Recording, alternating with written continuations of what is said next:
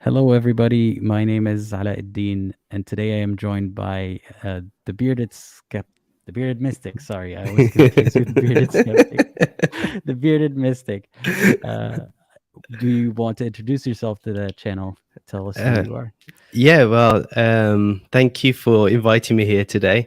And yeah, so really, I host the Bearded Mystic podcast. My name's Rahul, and what I do is I do a podcast about the non-dual aspect of Hinduism and speak about that really. And I look at the wisdom of mystics and how really the non-dual teachings link with that. So I have a rather you could say a broad approach to spirituality, but also very it's very siloed as well.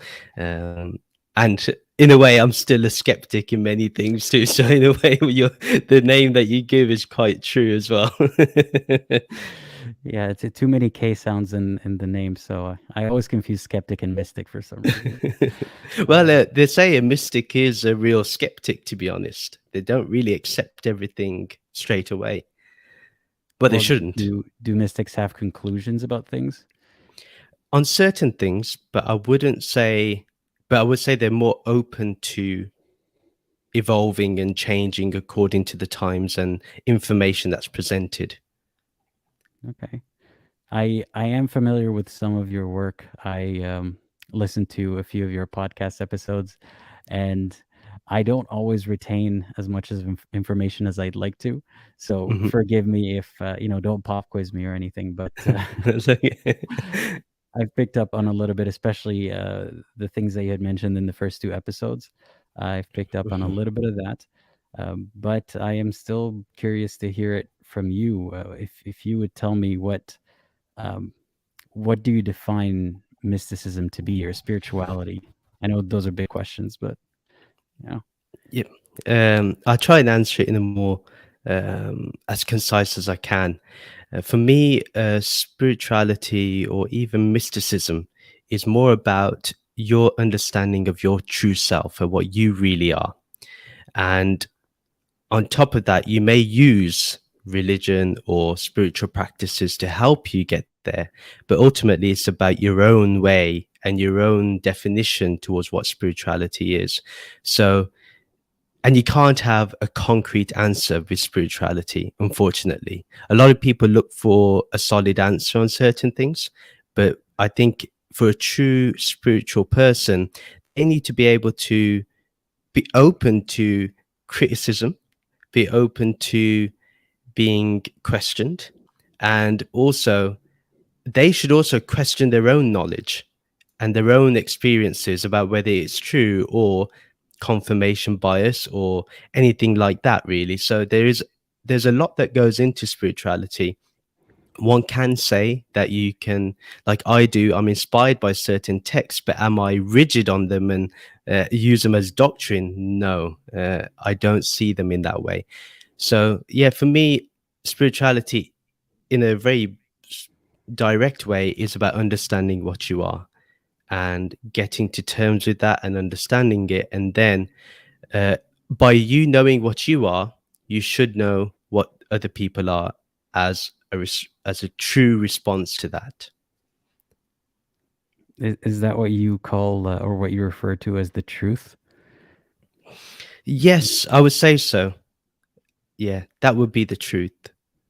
And you know, for example, what I come to a conclusion to, I don't necessarily feel that other people will get to the same conclusion, nor will they have to follow the same way to get there, because that's impossible. What is right for one person is not going to be right for the other person. So a true spiritual person should understand that you cannot use, in my opinion, one path, one book, one uh, teacher, one messenger, and all that stuff. So uh, you kind of need to find your own way, in my opinion. Kind of like what you're doing, in a very wonderful way. Do you think I'm on a path, a spiritual path?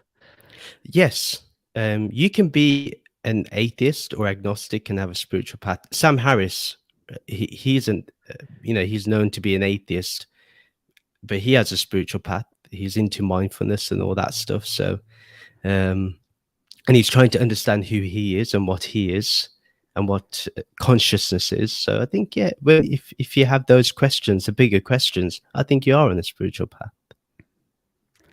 I try to be mindful, and that is actually something that I struggle with a lot.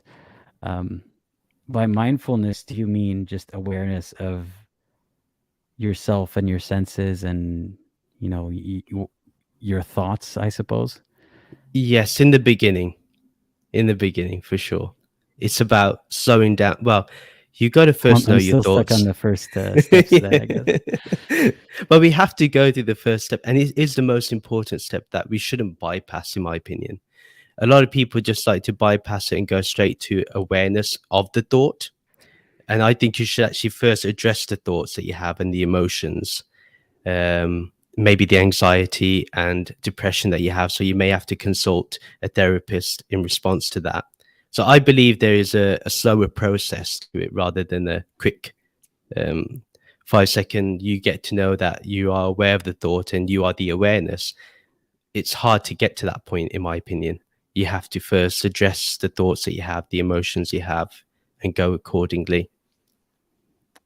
That's the part that I struggle with the most is the meditation part so far. Yeah. I mean, I do try to examine my thoughts, inspect them, be aware of them, and that I can manage better. But I know that one of the keys to doing that is to meditate, so that you give yourself more clarity and more space to, I don't know, process these things. But I'm not able to sit down without distraction and just think. Like I get bored, I get agitated, restless, and I know it gets easier as you get better at meditating. But how do you get over that first? I don't know, did you feel that way in the beginning, that meditating was hard? Yeah, it definitely. I don't think anyone can turn around and say it was easy. It's always difficult because, yeah, you get all the weirdest distractions come up in the mind to get you away from meditating. Aches where you never had aches before. Thoughts that you never had before. You may have eaten a meal, but you're hungry all of a sudden again. There's things like that come up, and it's natural for everyone to go through that. For me, what I learned was, as a meditation practice, was whenever these sensations arise, these thoughts arise, what you do is you just be aware of them and you watch them like clouds passing by in a clear sky. So the blue sky is there, it's meditating. So the meditation is already occurring. The thoughts are obscuring it. The emotions and the pains and the distractions are just obscuring it like clouds in the sky. So you just watch the thoughts. You don't entertain them. You don't dive deep into them like, oh, why am I having this thought? You don't go down the rabbit hole, basically. You kind of just stand back, watch it, and it loses its power eventually. I won't say it's going to happen overnight. It takes a good couple of months to get used to that space, you could say, behind the thoughts, and in between the thoughts and sensations and so forth. I just need to give it time, I guess, and practice, and Yeah. And let go of my phone every now and then, because I know that's one of the sources of inattentiveness in my life. It's not particularly the content of what's on it; it's just how easy it is to deliver something interesting or thought-provoking or just entertaining, just in a second, and that stops you from sit down with no entertainment or no occupation, basically, and just think or observe your thoughts, as you put it. Yeah. So how are you with your social media distractions, phones, that kind of stuff? I'm like everyone else, they distract me too. But if I'm honest, when I need to put them away, I'll put them away. Like, for example, when I'm editing the podcast, then I'm just totally focused on that, and I won't look at my phone so much. maybe every 30 minutes I'll have a look and see if there's any messages or emails that I need to address. If not, then I, after I've done the editing or the recording, then I'll scroll. I go through the whole doom scrolling too, and and go down the rabbit hole of YouTube algorithm. So yeah, I'm also part of that cycle, but yeah, it's a lot less than it used to be. In fact, I think what helped me was prior to actually starting the podcast, I kind of deleted all my apps and then kind of got back into the and then put them back on after a couple of months.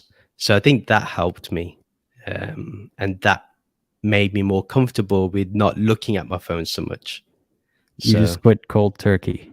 All of a cold sudden. turkey. Yeah, I'm a bit weird like that. I have to like go cold turkey. I never have. Like my wife mocks me that I can't moderate. I have to go completely to the opposite side, to the extreme. So If it works for you, it works, I guess. yeah. So yeah, I went cold turkey, and then I was able to create a relationship again with it and build it up and see what worked for me. And if I find that it takes over again, which most likely it probably will, then I have to go cold turkey again. So yeah.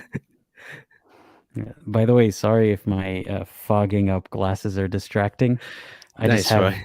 foggy days and non-foggy days, and that maybe that's analogous to your mind. I guess. Yeah. Yeah, that's quite good. That's a Yeah. nice way of looking at it. It is a foggy day for me, so I guess maybe accurate.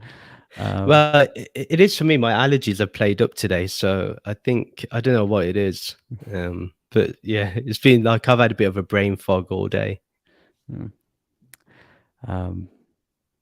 Yeah, now I'm completely distracting, thinking about how I could stop this. I heard that if you put like dish soap on it or something, it gets better, but it doesn't do much for me. Oh dear. I Yeah, can still see you though. It's fine.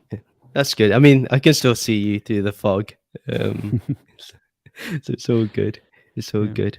I did see a question that someone put up. Oh yeah, there are a few questions for you. And I think it was Was it about this one? what I was before. Yes. Yes. So yeah, I've had a spiritual upbringing from a very young age. So I had a guru. My parents went to a spiritual satsang, as they call them, as a gathering, and so my spirituality has kind of grown from there. So it's not really traditionally Hindu or Sikh, but I am more, as I've grown older, I found more affinity towards Hinduism, but only the part that's called Advaita Vedanta, which means non-duality or not two. So it has this very specific philosophy based on that. So when I talk on my podcast, it is very much on Advaita Vedanta. Yeah. So, but with my own spin on it in a way, because as I mentioned before, I believe you have to move with the times, and you have to see what teachings apply still and what don't apply today because of time and place. Things change, circumstances change. What was written back then was right for then, not today. And we can't hold cultural teachings as supreme truth, in my opinion. So, do you think that what you're doing is blasphemous to some? Most likely. Most likely because, like, for example, I don't know if we want to go down this topic of abortion, but some people are on the side of, well, the Vedas say that it's totally wrong. You shouldn't kill a fetus. Then but it's not so black and white as that because it's very nuanced. It's like, well, when is the baby actually a living being? So there's a whole conversation there in the Vedas as well. So there's no real conclusion apart from you can, like, for example, one of the teachers in Advaita Vedanta, Adi Shankaraji, he said that if the Vedas say that the fire is cold, then it's not that the Vedas are wrong, but you have to find another explanation for why it has said that, because it shouldn't go against your experience. So if your experience says that something is not matching with me, the teaching is not matching with me, then you've got to either develop a method to explain what is said in the Vedas, or just say that that particular teaching is just, it doesn't apply today, it's wrong. So the fire is cold is the example that he used to kind of give his point, but I will utilize it for this abortion aspect, that whatever was written back then was according to their time, and they probably were in tribes back then. It was very small ashrams and communities. You can't apply that to a whole mass of people today. So it may be, and they don't have the same issues we have today. They probably were more worried about how they could grind the flour, the wheat at that day, or if they would have enough food that day. We probably don't have those same issues as they do. So that's why I think we have to be very mindful with the scriptures or any of the texts, that have a look at whether the teachings are cultural, so they're for the time and place, or if they're the eternal aspects. The eternal aspects will never change, like about awareness or consciousness. They seem to be matching with what science is saying today, what neuroscience is saying about consciousness. There seems to be a bit of a connection going on between the two. So those seem to be the eternal principles. But yeah, so I'm on that path where I would say something's culturally a truth, or is it philosophically a truth? And maybe that's dangerous in many ways, and people may not like that, but I believe you got to use your common sense. So and look at the science today, and it should go accordingly. So I guess that results in a very personalized version of spirituality, or what you derive from those texts then. But have you received a lot of pushback, like vocal pushback on that? Not so much. I'll have some, but not as, it's not bad. Like, no one will condemn me completely, or they will see my point of view, because I approach it in a very pragmatic way, and I try and present it without getting into my feelings, which can happen at times. So I just try to address it in a nicer, approachable way. Maybe if people will see, but like I always say, I'm open to being wrong, and if I turn out to be wrong, then I'll change my position. I don't think it's right to, but there's certain things I won't change on, basically, based on what is scientifically true today and has been proven, so to speak. Yeah, makes sense. I'm wondering what that kind of pushback would even look like. Like, if someone disagreed with you, they would just say you're wrong about such and such text or concept. But like, what's the most hostile they could say about that? Well, the hostile would be, well, the Vedas are the eternal texts, so they are forever true, and that would be the one line they will use against me. But I would say the philosophical portions would be true, but nobody's practicing all the rituals that are in the Vedas, because it's impossible. And if someone turned around to me and said they were following everything that was said in the Vedas, well, they shouldn't go to a hospital if they get ill, because they should utilize the herbs or the remedies that are in there that have been mentioned. So, like, we have to be pragmatic in our approach and see what is the truth in terms of what it says about reality, or what it says about social, political issues or economical issues. Yeah, makes sense. Seems like a sensible approach to take.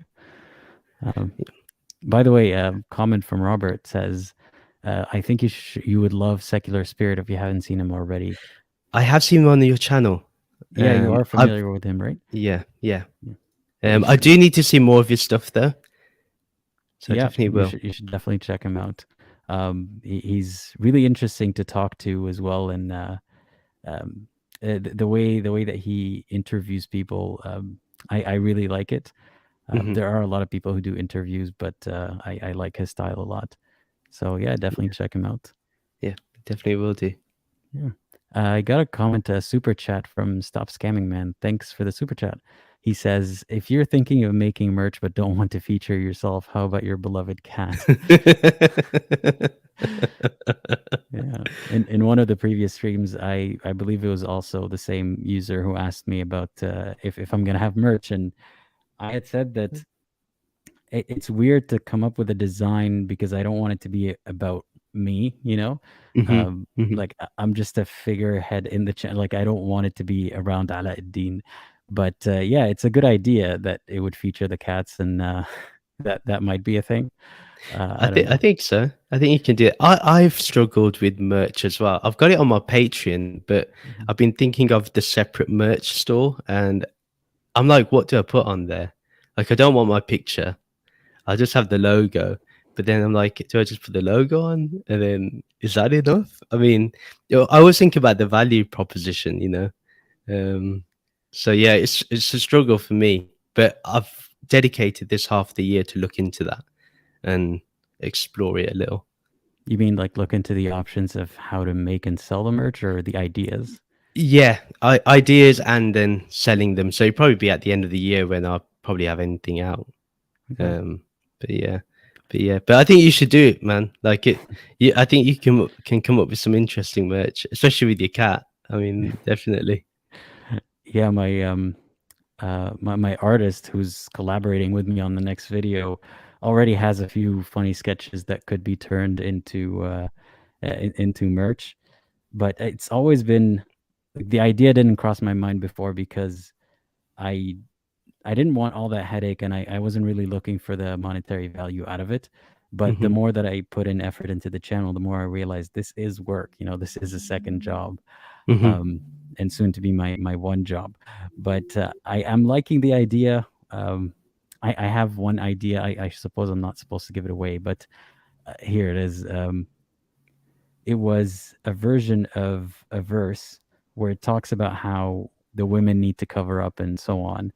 Hmm. And in one of my videos, I said something like, "Keep your eggplants in your pants," or something like that, Yeah. like to the guy. I like that. So that's pretty like neutral, non like Aladdin specific, and that could be merch. Yeah, So yeah, yeah. yeah, keep your Uh, eggplants in your pants. Yeah, that's a good one. yeah. And if I think of anything for your channel, I'll let you know for sure. Yeah, But definitely, definitely. and while we're here, I have a question from Starry Spring. She's asking, I'm wondering how you feel about New Age spirituality. I'm a high school student, and it seems like all my classmates are into spirituality now. It's something of a trend. What are your thoughts on that? Uh, I guess they're on about the new age spirituality that are grifters in terms of using the concept of chakras and even mantras and um, things like that, and stones and gems and all that, and astrology. Yeah, I'm pretty much against new age spirituality because it doesn't tell you the complete truth. Like all the things about manifesting and law of attraction. I'm not saying that these things aren't necessarily true for people and their experiences, but I don't know. I find it rather selfish. I think New Age spirituality just actually builds upon our desires and selfishness, and spirituality is meant to take you beyond your personal wants and personal desires. The whole point is to go beyond them. And then, you Yeah, know, it feels oddly counterintuitive to involve spirituality and materialistic stuff like manifesting something happening or buying a new jet or something like yeah. those people sell. Yeah. And my Okay. thing is, why does no one ever ask for like world peace or, for poverty to be eliminated and things like that, like, or universal healthcare for everyone? I mean, why do they not ask for any of that? I mean, Um, I know the topic is not quite religion, but I had the same thoughts about religion, and especially not just, making prayer to God and all that stuff, but those who have access, I guess, in the occult and stuff, those who have access to the what are they called, like the devils and jinn and whoever they can make deals with to make stuff happen. How come none of them have like utilized that as a weapon of war, or even like the other way around, or caused good Yeah. change? It just Yeah. seems that they just do things like messing with your neighbor, making them trip over, or like lose their new Yeah. car or something. Um, Yeah. yeah. So I'm not for the new age spiritual stuff at all. I'm not saying that there's not benefits to it. It may be a good stepping, like a first step to spirituality, first exposure, but eventually you'll find that it's childish, and it's, when I say childish, not, I would say it's immature, not childish. Children can be very wise, so I would say it's just immature. Um, and you'll find it becomes immature as you develop. Because the one good thing about New Age spirituality that I give it credit for is it'll start you on a meditation practice, which will end up being counterproductive to its own thing. So it will How end is up that? highlighting, yeah. So Sorry. it'll end up, Sorry. so it'll end up highlighting the kind of the cons, the negatives of having things like manifestation. So it's interesting. The person that created The Secret, which that book, Rhonda Byrne, she's the one that started the whole The Secret documentary and stuff. So she recently released another book called The Greatest Secret, which was basically going against The Secret by saying, "But this is not everything. You're meant to go beyond that, and you're meant to go into awareness and understand that there is only awareness, and that is a spiritual practice." So, but if you look at the reviews to that book, people are condemning her because she's basically not realized her audience is not ready for this change, and um, The Greatest Secret has completely gone on a 180 from saying it's not about manifestation to it's all about your own awareness and connecting to your real self. And that is everything. So, Well, she's just covering all the bases, basically. or maybe, yeah, or maybe she's being a grifter and wants to. Yeah, exactly. um, but, but yeah, but yeah, I think I think when young people get involved in it, it's because it provides some type of solace in the beginning. They feel like they're doing something. They feel like because they have that drive and ambition to conquer the world, they have that feeling. And New Age spirituality, with its manifestation and law of attraction spiel, exacerbates that. So it feels appealing, but eventually it'll tire you out, and you'll be like, you know what? There's only so much stones and gems I can buy, and crystals, and there's only so many chakras I can activate. You know, Yeah. things like that. So. One time I was with I was on a date, and the person was just like, "Hey, let's just stroll into this store." I was in an area I'm not very familiar with, so I just went into the store, and before I knew it, it was all like stones and rocks and gems and things like that, and it just blindsided me that I've been talking to that person for days, and all of a sudden I'm like, "Oh, wait, all right." Not judging, but it's something to discover that about someone. So would you completely dismiss that, any stone can give you some kind of vibration or energy and all that stuff? It's all here. You're creating it. Like, there's no one else that's creating it. The stone will, whether the stone has properties, I don't know, but I'll have to ask a chemistry professor for that, you know. But for me, I think it's all created here. You decide whether that's going to give you power or not, and you, what it is, that thing's not really giving you power, but you're just gonna say, "Oh, that changed my life," because coincidentally you've been in touch with this crystal or stone. So if it's it could be like a placebo effect, right? Yeah, So is that ethical to sell people that kind of thing if it does work as a placebo effect? What that's do you think? interesting. It might. So for me, as a placebo, it's fine, but Where it gets ethically messy for me is how much money you're going to charge. That's when it gets for me like, okay, are you going to be charging them $100, $200 for a piece of stone that you bought for maybe 5 cents or $5?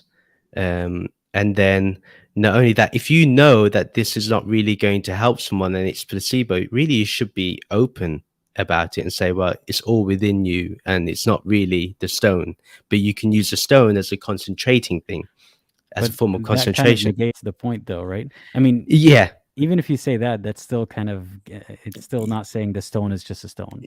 yeah, yeah, Yeah, yeah. yeah. So, But it's yeah, about the profit margin. You're saying it's about how much they're being scammed out of. yeah, essentially, and also time and energy. They could have actually been focusing on more important things, like maybe their family, or um, or their issues at work, or maybe they're going through a mental health crisis. So really, they should go to a therapist rather than paying someone off, I don't know, TikTok or Instagram that's selling stones and promising the freedom of all ailments. You know, so. Yeah, it could also be a stepping stone into denial of any kind of medical treatment and things like that. I mean, I've Yes, seen that before. I've been seeing it now. I mean, the pandemic really opened my eyes, man, about how many people um, in the new age circles are completely anti-science, and it shocked me to the core. I didn't even know these people had such views. So I was, you talked about being blindsided on at that store. I was blindsided by Facebook with all these so-called friends I built up for 10 years, and then realized that they were anti-science and anti-public health measures, which is crazy for me. I'm curious, how do you draw the line to make sure that you don't go too far in the other direction when it comes to there are a lot of unseen spiritual things, right? That you still try to adhere to logic and science. Um, but how do you know when someone's too far into skepticism and mysticism? Is there a measurement for that? Yeah, it's basic common sense, right? Like if someone is turning, so I got into a bit of a TikTok um kind of spat, I could say. It didn't blow up, but underneath there was obviously a big conflict. So someone turned around and did a video where they said that yoga could cure COVID. And I was like, I was livid about this. I was annoyed. I was like, you can turn around and say that yoga can help, but you can't say it can cure. And you claim that you have studies, you provide no studies. And just because you hear of an odd case here and there is not good enough for me. And it's not just me, but other people in the more South Asians were seeing these type of grifters appear, of who've been, in the hot yoga industry, the kind of uh, you kind of, the leggings type of yoga, that type of movement. They were the ones that were totally anti-science. So for me, it's your discernment. Like, for example, if I know there's a public health crisis and I can see through statistics that there are issues at hand, that there is something there that we do not understand, let's be open and say we do not understand it, and let's go with the science accordingly. Yeah, it will change, and the measures will change. That's fine. That's part of using your discernment of understanding, well, this is what's appropriate. Um, so you have to have the right people around you as well. I think personally it's very easy for me to become a grifter and uh, host these type of views than speak against it and actually have less of an audience as a result.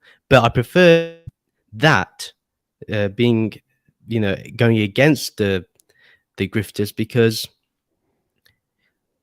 I owe it to people. If I host a channel which talks about spirituality, and say if it's someone's first interaction with spirituality is through me, and I end up being someone that is utilizing a public health crisis to my advantage, nah, man.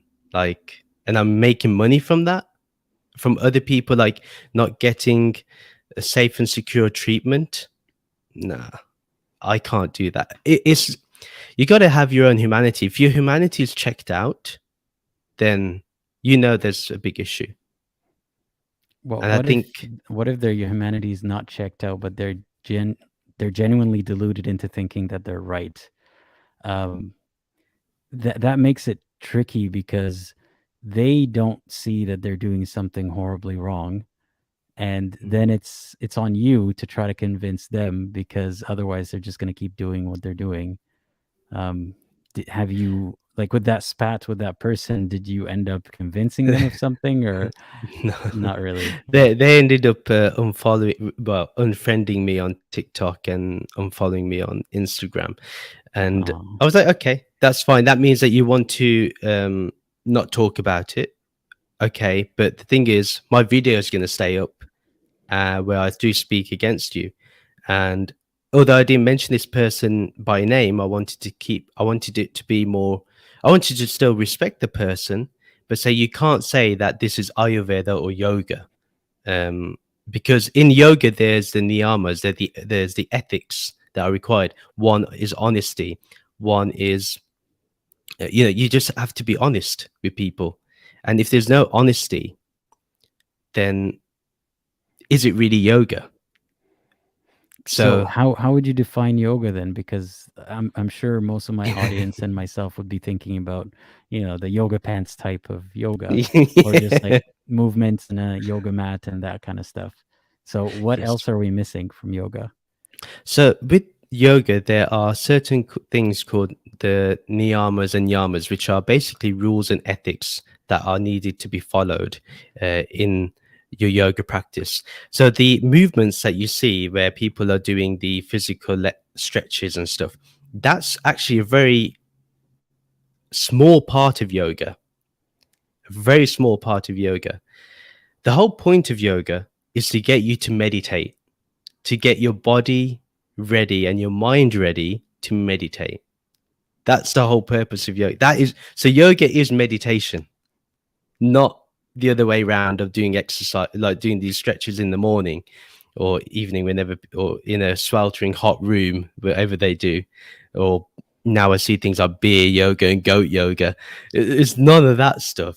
There's a whole system behind it. And there's actually a really good Instagram account called Yoga Philosophy, and also a lady called, her name's Anusha, but the account name is Shanti Within. They are doing really great work, and they're proper. I'm not a yogi, like I don't do Patanjali's yoga, but they do, and they are experts in it. And they will tell you that the whole purpose of yoga is meditation, and that the physical exercises are tools to get you there, not everything. So that's not yoga. Yoga is meditation. Yoga is about clearing your mind of all distractions, emotions, thoughts, and entering to that samadhi state, which is basically, formless by nature. It's imageless, colorless. It's that type of, you could say it's nothingness, but I wouldn't like to say nothingness, because it is something, but not material, shall I say. So yeah. So people doing yoga the way that people do it in North America, for example, that's like limbering up for a race and then not running. Like you're just stretching for it, and that's it. Yes. I mean, there's some yoga schools that are genuine, Mhm. and they're run by really good people, honest people.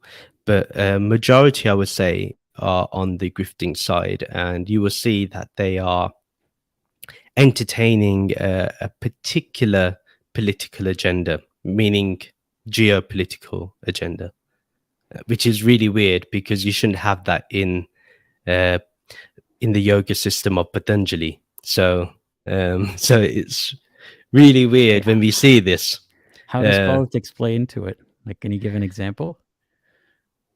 okay, so the whole MAGA thing, Oh, white supremacy, like the way that some yoga schools went against the BLM movement, I and he was wasn't like, aware that that was a thing. yeah, it was weird, and we were like, oh, wait there, no, we support everyone. There's equality here. There's we believe in justice, and what we see right now is injustice. So we have to speak up about it.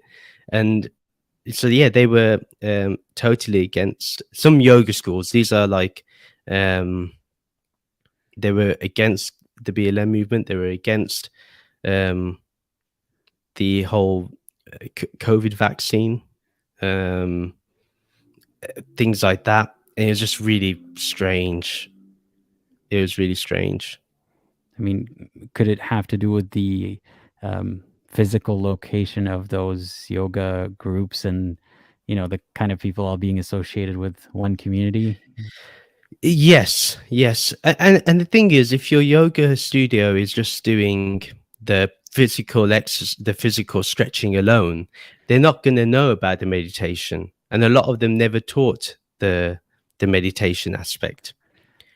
So, it was all about you get your yoga mat, do your exercises, then go home.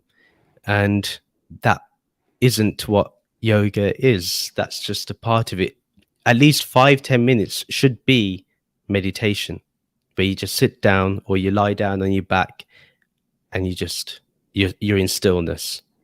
And it's concentrated in that way.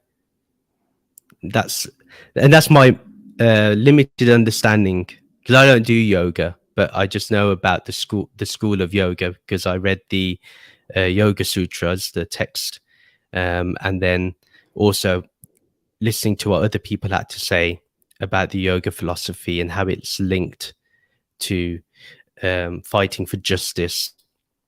And it's about you understanding that it's about clearing your mind, and it's not just about if you can bend your body in 80 different ways, Yeah.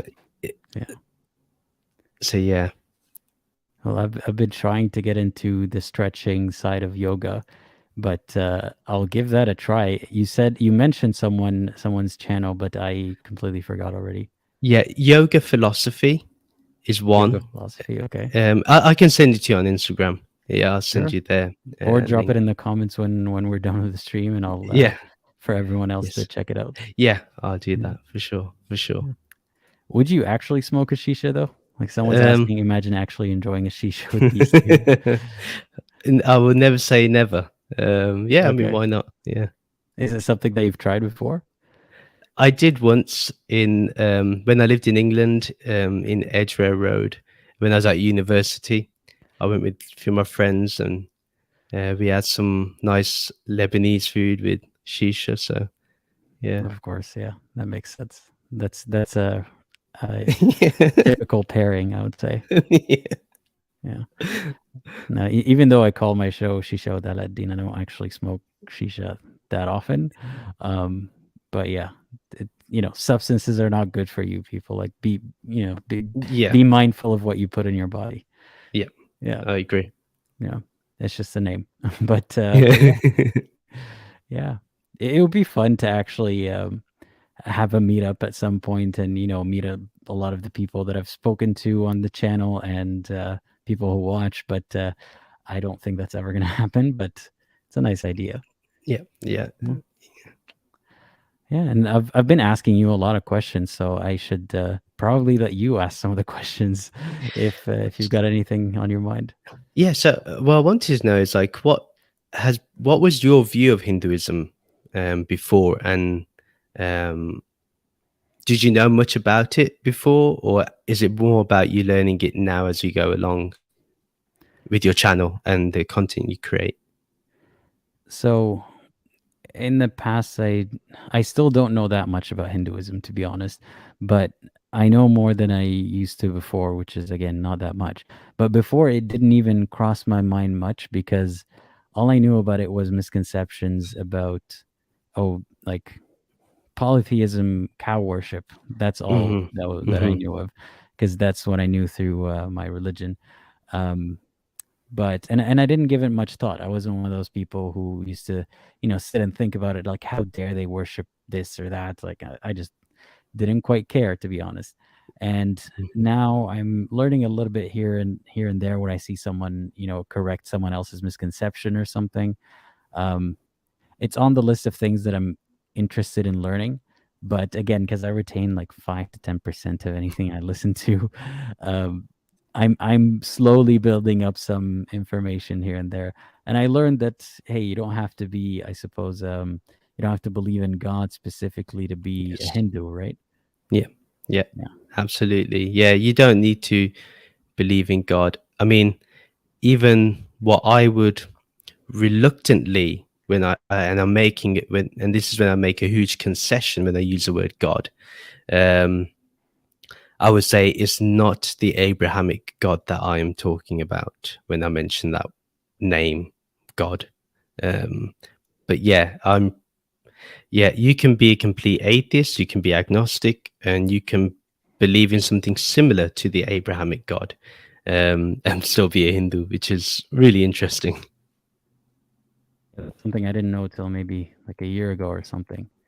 Yeah, we have a common friend. Well, someone I saw they were on your channel on TikTok, Mohini, Goddess Mohini, Yeah. and so yeah, so um, she did an awesome video, I think, explaining that on her TikTok, like it did a TikTok video explaining how you can have different, like the word God may have different meanings to so many different Hindus, and um, but yeah, we don't have 33 million gods. That is one thing I'll establish here. We don't have that many.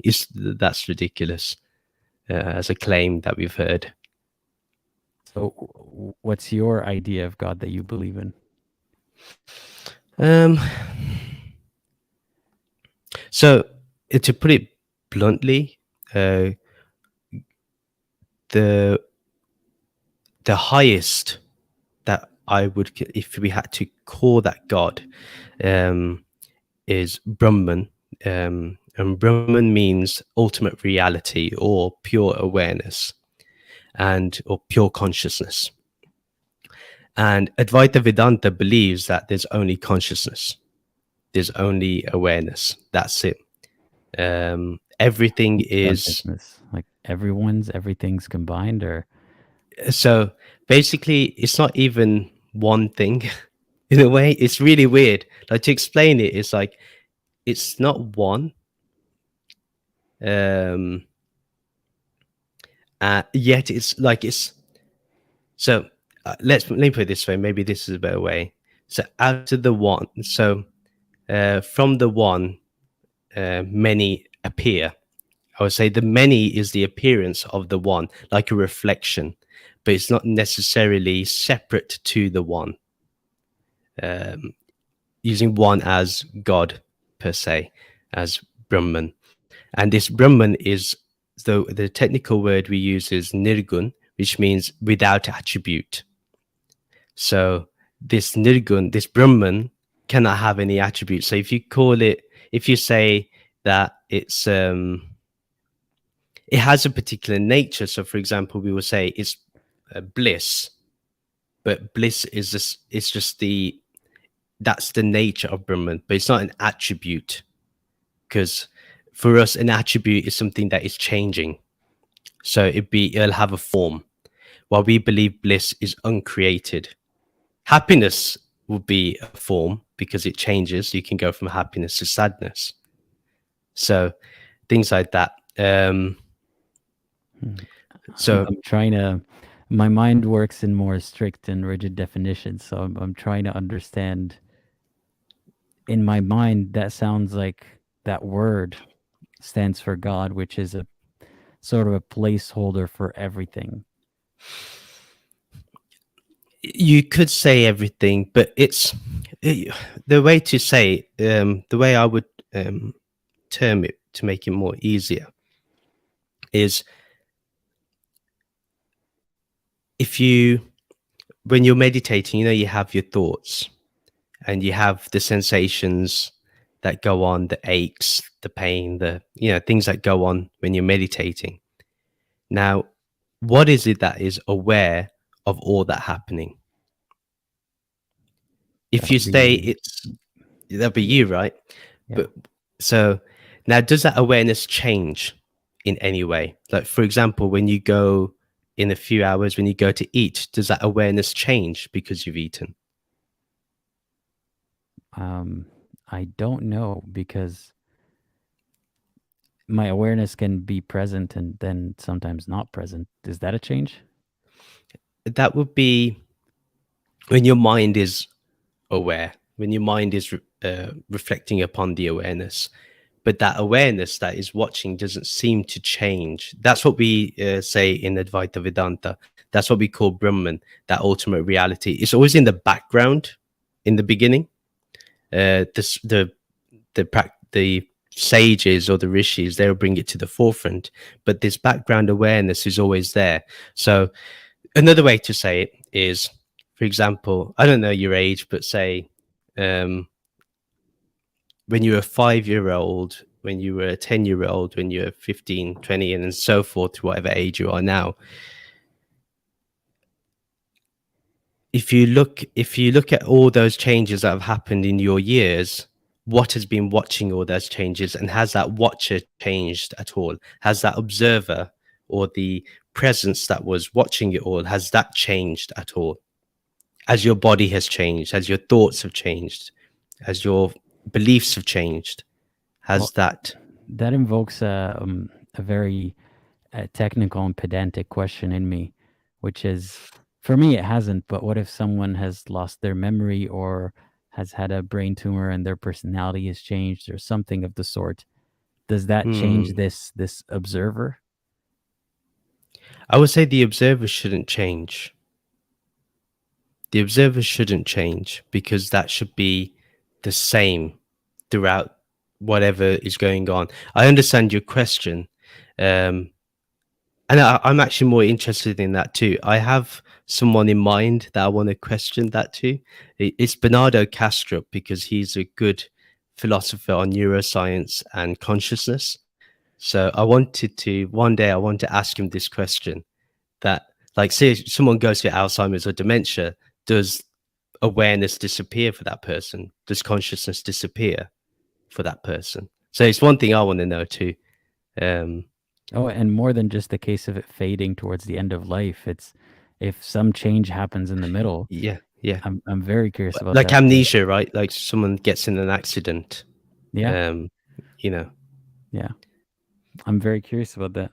So, would you say that it's like this awareness is the fabric of the universe or something like that? I would say it's a reflection. The universe is a reflection of that, but I wouldn't say it is the universe. The universe is the appearance of that. It's what we call Maya in the specific term for it. So everything we see and perceive through our senses is what we call Maya. So it's real and unreal.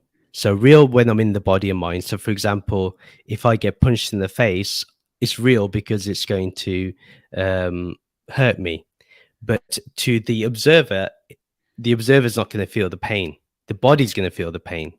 The mind is going to receive signals that there is pain there. The brain, sorry, but the awareness is not going to feel pain. So what they say is this world that we see and perceive is both real and unreal on that basis. But when you get to the purely from the awareness point of view, then it's all unreal. So they use the word mithya. So some people use the word illusion for the translation of that, or maya as illusion, but I'm not comfortable with that for someone in the beginning stages of understanding, because when you say illusion, it kind of means that it's not there, but it very much is here, you know? So, how do you differentiate between what is a dream and what is real? Like, how do you know what's physical and what's an illusion? What you're perceiving as reality and what is actual reality. Mm. So this is the thing. So what we would say is that you cannot just believe everything your mind says. Your mind can manipulate things based on your habits, tendencies. We even can consider karma in that. We can, like for example, yesterday, me and my wife were driving home, and there's a stretch of road where there's always deers, and I was like, oh, I wonder if there's gonna be any deers out tonight. And then, as I was driving, there was just, you have in America we have these placards, these little things. They're like, they're mainly for people who say there's an open house. So it's like this little placard on the side of the road. And I thought that was a deer. So my mind tricked me. And I was like, oh, and I was like, I just moved the car a little bit. My wife was like, what happened? And I was like, oh, I thought that was a deer. So that's when like your mind can infer things that are not there. It can present images that are not there. So the mind cannot be relied upon. So because it's always changing, it has a certain conditioning, a certain programming, according to your memories and your experiences in life, right? So we would say that you can't rely on the mind, but the awareness that is aware of the mind, that doesn't change. And that's what so when I meditate, I go to that awareness. I don't meditate on thought or even a mantra, to be honest. I'll go straight Do to you that feel awareness. like out of body when you do that? Or inside your head or in a I, different physical space? okay, so in the beginning, I feel I'm in my body, and I definitely feel like I'm in my mind. I can feel, I can see the pictures, the images of the mind, the different emotions that are arising if they do arise. But eventually, there is a time where I would say not that the I would say that the identification with the body and mind dissolves away temporarily, and I go towards this. And then what happens? There is just this vastness of, if I could call it vastness, it's. Can I use the word infinite? I just don't know the end to it. There's no beginning or end to it. So I go into that type of space, but it's not space either. If because there's a sense that because I feel absolutely centered at that point. Well, are your eyes closed or open while you're doing this? Closed. Yeah, my eyes are always closed during meditation. So But do you I can visualize yourself in that infinite space? no. I try to go. So you remember I talked about being aware of the visions and images that occur. So I become aware of them, but then they pass by, like the clouds in the sky. They pass by, and I don't entertain them because, like for example, if I do concentrate on say a color that appears in the meditation, that will manipulate into something else and change into something else, or it will go really bright. I've played with those states before, but it doesn't get you any. It gets you more in the mind space than anything else. So yeah, I go straight to that awareness, and that awareness seems to have no location, which is really weird to say. Like, I don't know how to explain it, but there's no location in it. There's no form associated to it. There's no like space is not part of it. It's like I'm here, but also I'm not here. It's such a paradoxical thing to explain. But yeah. Well, Misha Hector asked the question that was on my mind. Yeah. First of all, on this channel, I'm not condoning or recommending that anyone would try any substance. Be safe, don't do drugs, stay in school, all that stuff. But I wanted to ask you, some people, I don't know if that would count as like new age spirituality or not, would insinuate that you need or you could use the help of substances to get you to that state of mind, even for a fleeting amount of time, or it could help you get there, and then you learn how to get there without the substances. What do you think of all that, and is it the same kind of experience at all? So I would say that the psychedelic experience. So again, it's interesting. You won't get this in some yoga studios, but the truth of the matter is, Patanjali, who created the Yoga Sutras, he said that chemicals can help you. So even back then, there was the ideas that there are certain chemicals that may be able to help you get to a meditative mind. Now, for me, psychedelics, from what I heard and know, they can get you there, but they don't make you stay there. Like, for example, when I was talking about the awareness, like for me, I can be aware, I can go to that at any time. It doesn't leave me, so to speak. But with a psychedelic experience, what can happen is you may associate that the chemical or the drug that you're taking is making that experience happen. So what I would say is these things can be a gateway. They can open the door, but you shouldn't stick with them in the long term, I would say. And also you have to make sure you're doing it with the right people around you, and with it's the right company. And also don't overdo it. Know your limits and stay within the limits, and be as safe as possible. But eventually you're going to have to let them go. So there's a famous Hindu teacher called Ram Dass. You may have heard about him. He's had quotes here and there. He's passed away now. He's a white guy that used to go. I think either he used to be a professor at Harvard, and he took acid. He took LSD, and LSD. He said it helped him get to, getting to that point I was talking about in awareness. But he would always come back, and he'll come back into the world, and it's the same problems, and he'll forget about that experience.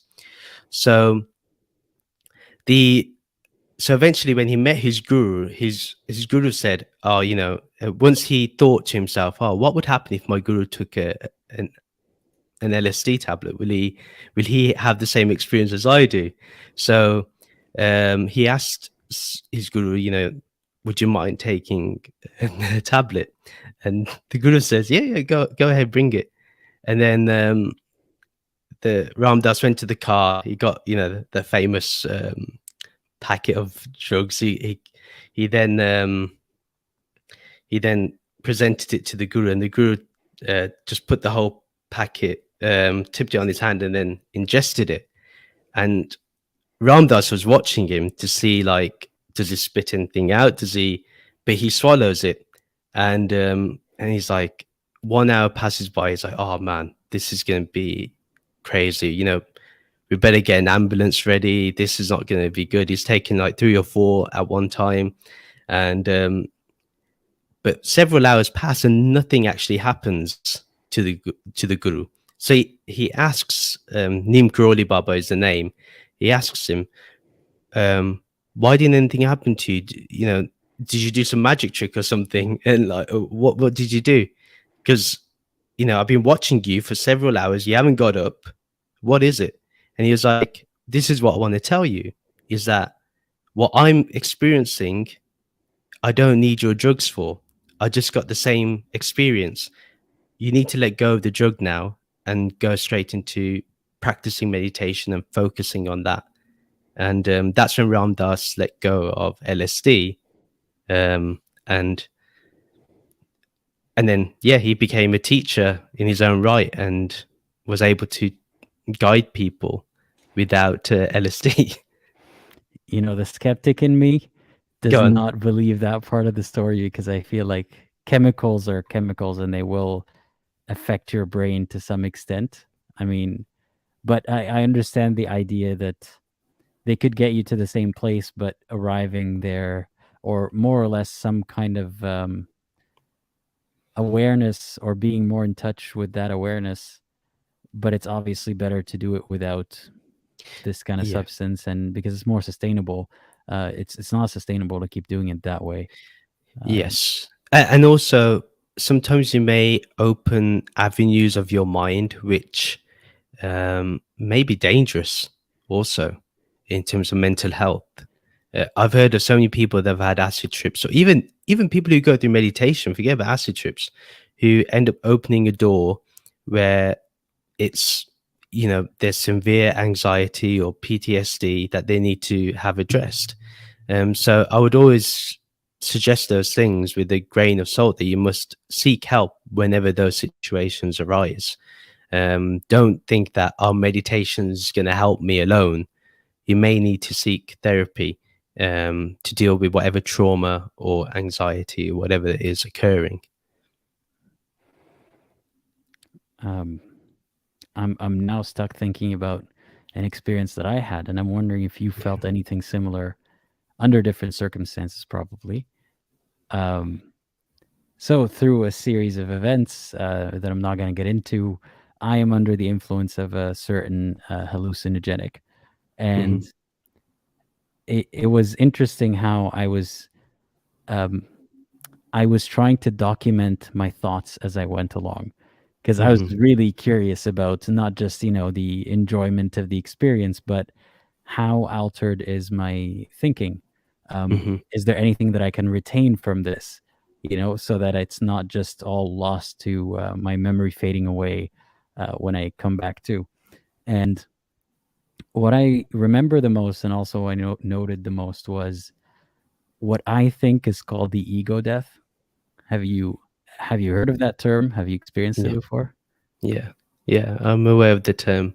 Uh, Like I'll wait, describe it. Yeah, I'll describe how it felt and tell me if that is what ego death is at all. But for a period of time, I felt like almost like I was no longer alive and I'm spectating everything.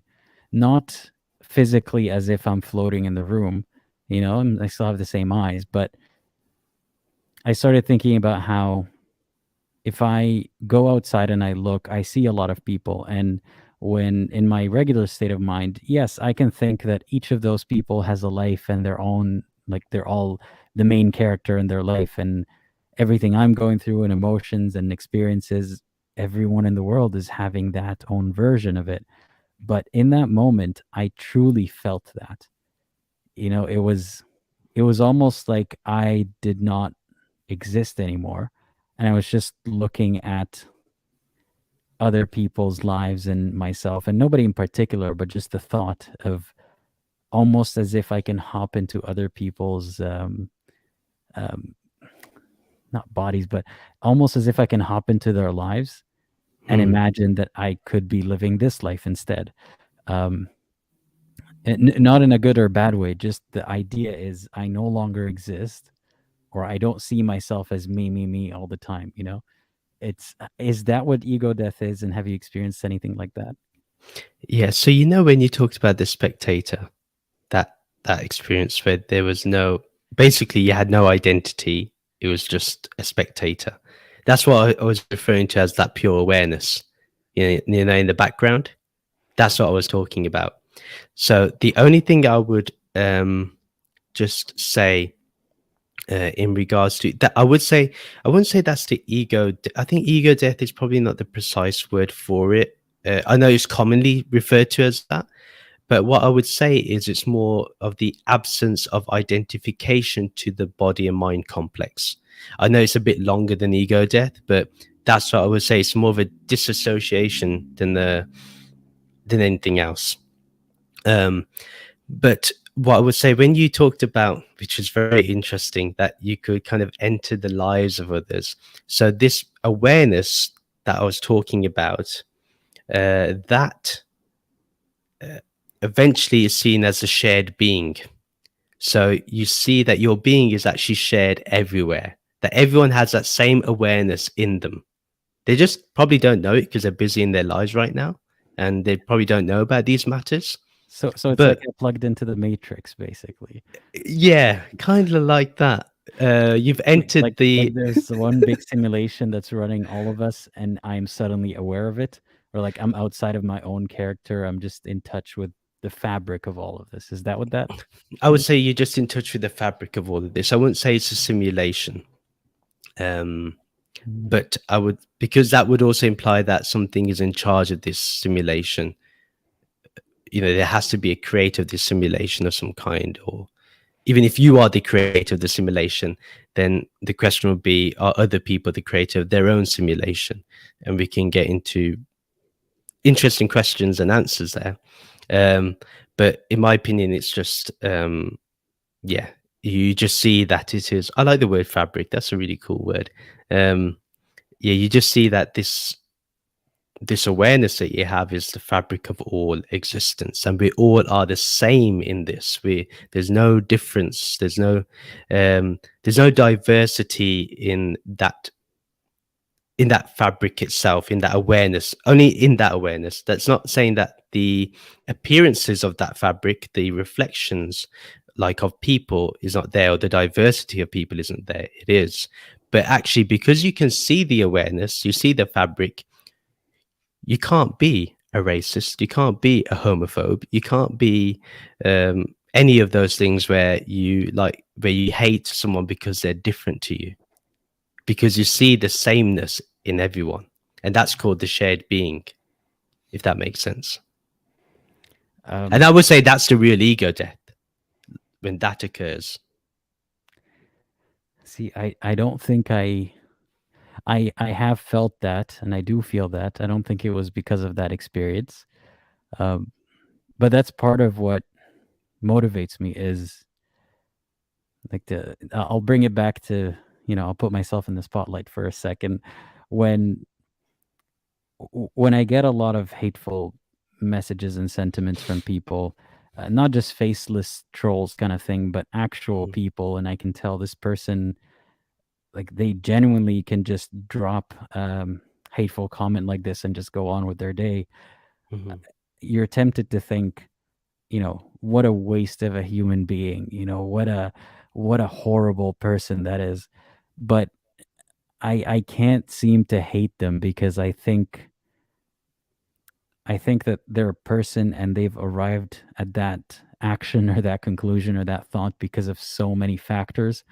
I mhm, can see myself in my past. I wasn't that vile, but I have had conclusions that aren't good conclusions, in my opinion. And I know that had I been born under different circumstances, like maybe that essence is all the same for all of us, but it's life that shapes us and just random chance and whatnot. So mhm, I recognize that there's a person behind that, and that person could have been me. So it's hard to be hateful back at them when you see them as the seed is similar, but people arrive at where they arrive because of many factors. Um, I don't know if that's the ego death, but I've felt that for a while now, especially since a little bit before becoming Aladdin, and that was part of my motivation. Is it wasn't I couldn't just start a channel and be like, hey, like all these people suck. It's actually the mhm, opposite. It's me being frustrated. I can see that they don't suck, so why do they behave that way? mm, Or some of them who do. I'm not generalizing, but the people who do suck on surface level, why? And mm.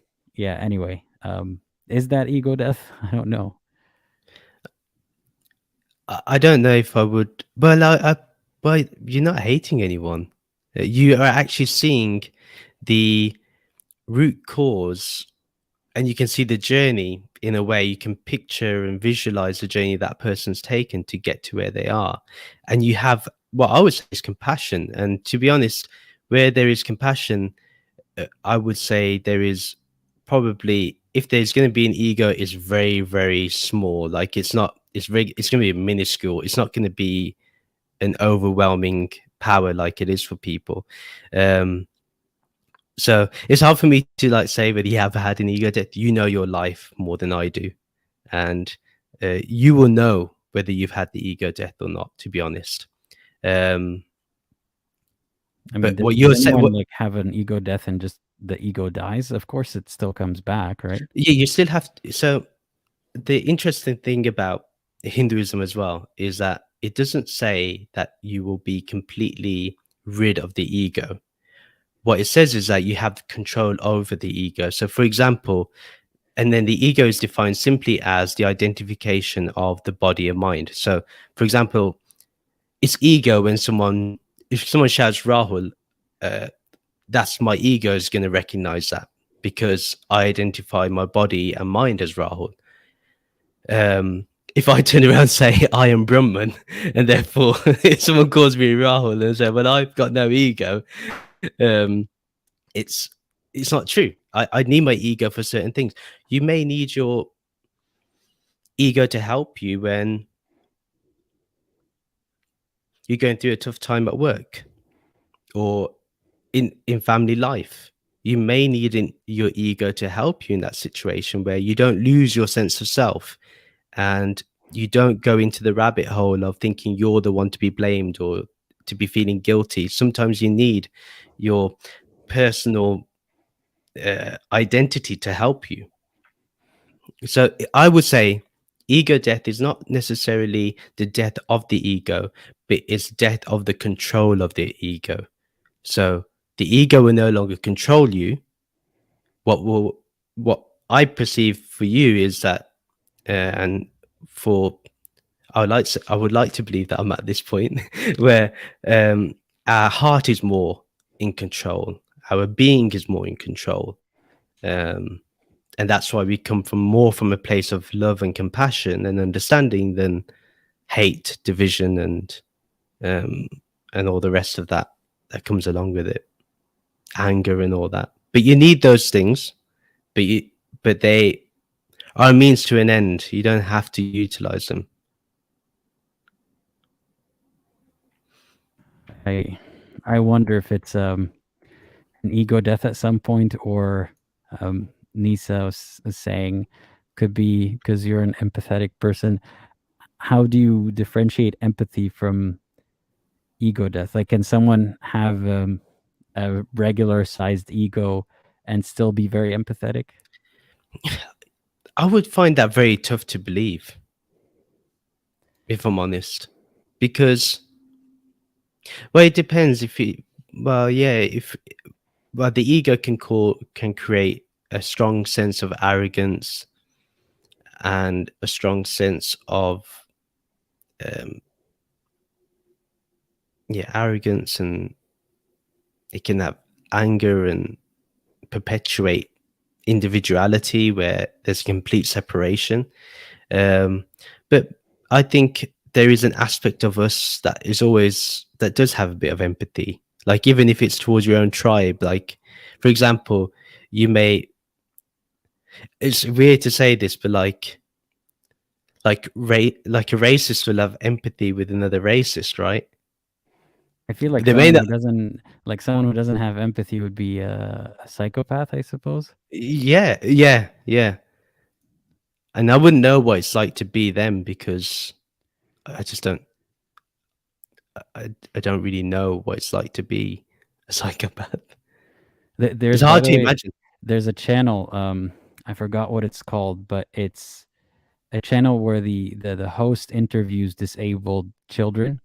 Uh-huh. And in one of the episodes, he spoke to, I believe it was a 17-year-old or something. Can't remember if it was a psychopath or a sociopath, but it was a very interesting conversation because the person was honest and they were telling us how this image of sociopaths and psychopaths that we get in media and movies is always, the murderer kind of person. But Mhm. that's not necessarily it. Um, Depending on which one it was, it's just about how a sociopath, for example, would, um, I hope I'm quoting correctly, they would just see you as a means to an end. So they like it's not necessarily that they want to harm you, and it doesn't have to do with harm all the time, but it's just Mhm. um trying to get what they want. Anyway, it was a very interesting look into the mind of a person with that mentality, and I would recommend that you give it a watch. You'll find it very interesting. Interesting. Yeah, that's interesting. I think it was called SBSK. Yeah.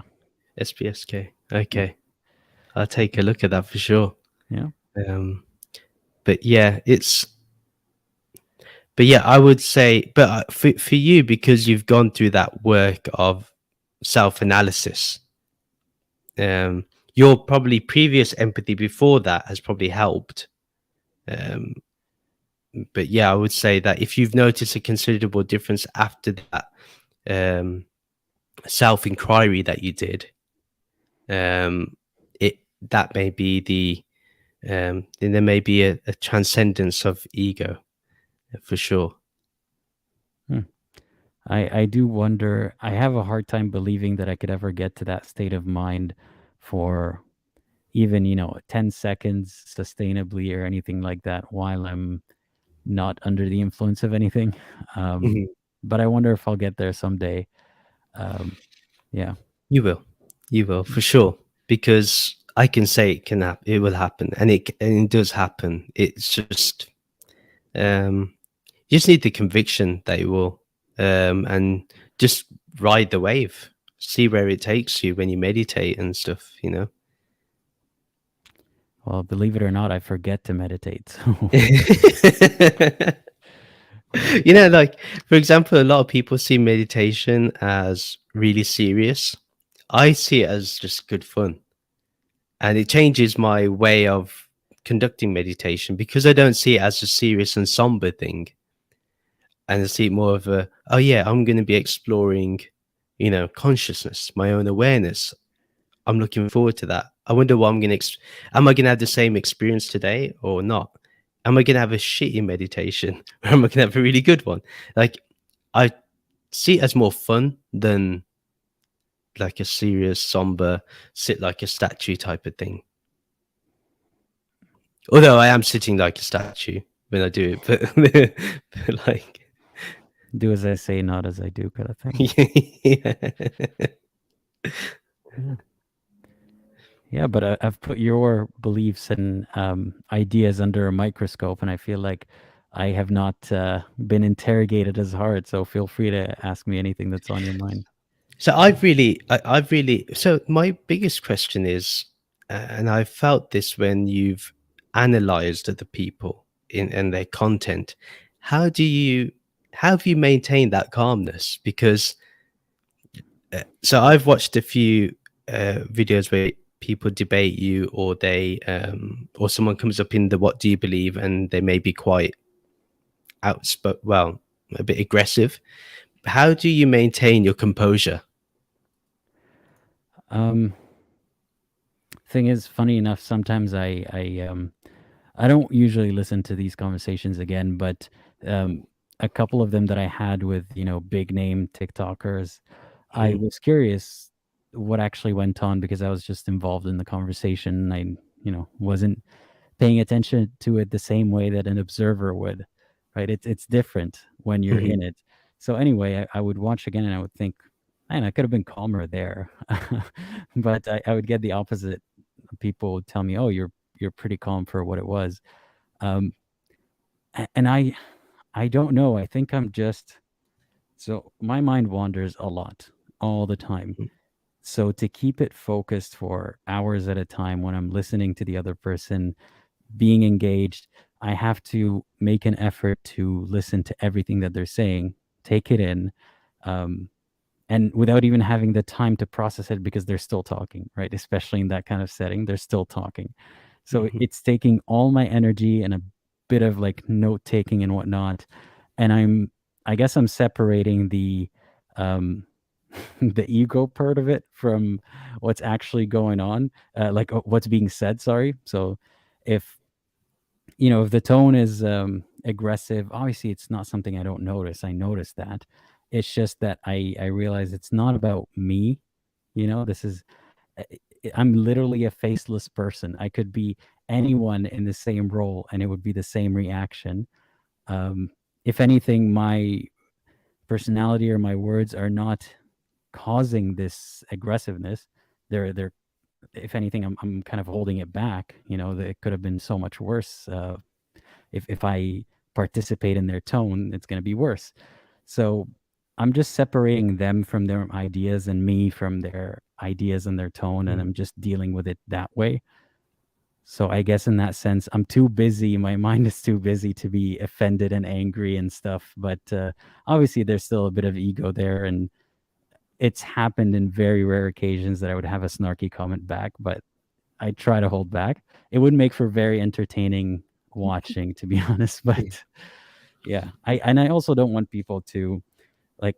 I have the ability to make snarky comments back, very funny ones sometimes, but I don't want people who come to talk to me with good intentions to fear that I am just waiting for a window to say something snarky, because that's not how I operate. Some people do deserve it, so I let them take, give a few punches till I finally make a comment, and it's cathartic, to be honest, in those moments. Yeah. Yeah. And then how do you like cope with like whenever I've been on TikTok live, I'll have a Muslim or a Christian, they'll speak to me and they'll do this Wait, you mean like live or in comments? on live, yeah. Okay. And they'll do this wonderful way of just asking you really like good questions where you feel like they're trying to understand you more, but then they come up with the whole, well, what if there is a creator, or what if there is someone behind all this, or what if there's someone that can save you? They'll come up with that at the end. How do you deal with someone, like, does anyone say to you, do you want to be saved again, or do you want to, and then how do you respond to that? How do you feel when that occurs? Because does that create something within you, like it create a feeling when someone tries to kind of bring you back to your previous association with whatever religion? Well, first I'm going to think of examples where that happened, and now I'll tell you what feelings come to mind. Yeah, when it happens, there's a few tones that this comment would take. One would be like, "Oh, you strike me as a very nice person. Um, hopefully that means that there's still some Islam left in you or something, or that Jesus is within you, or some Yeah. version of that," right? Yeah. And attributing anything good to leftover religion or inclination towards their religion or something of the sort. Or yeah, or it would be more dismissive, like, you seem like you're smart enough to make it back to the religion. Or the other way around, like, you seem very smart, what a shame that you've squandered all of this. Like, all of those different methods, and the emotion that it stirs in me, to be honest, that's not really because of the scale of the other stuff that people say. That stopped being really irritating or hurtful. It just became more like me thinking from almost from a point of pity, like, oh, poor you. Like, can you, like, or okay, they mean well. That seems like a nice person if their tone is that way. Agree to disagree, but I hope that they can at least see things from my point of view someday, or maybe they are starting to. But yeah, it's just a sense of, oh, like, because I would not. So I believe that what they believe is absolutely false, or at least it's unsubstantiated, right, and contradictory and all that.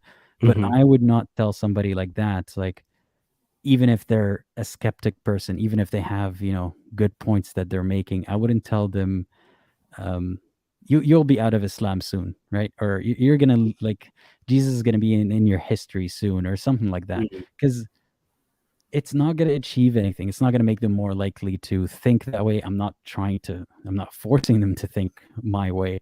So to me, it's just like, oh, they don't know how to communicate that feeling that they're having, that I can't reconcile this person being not the archetype of an evil disbeliever.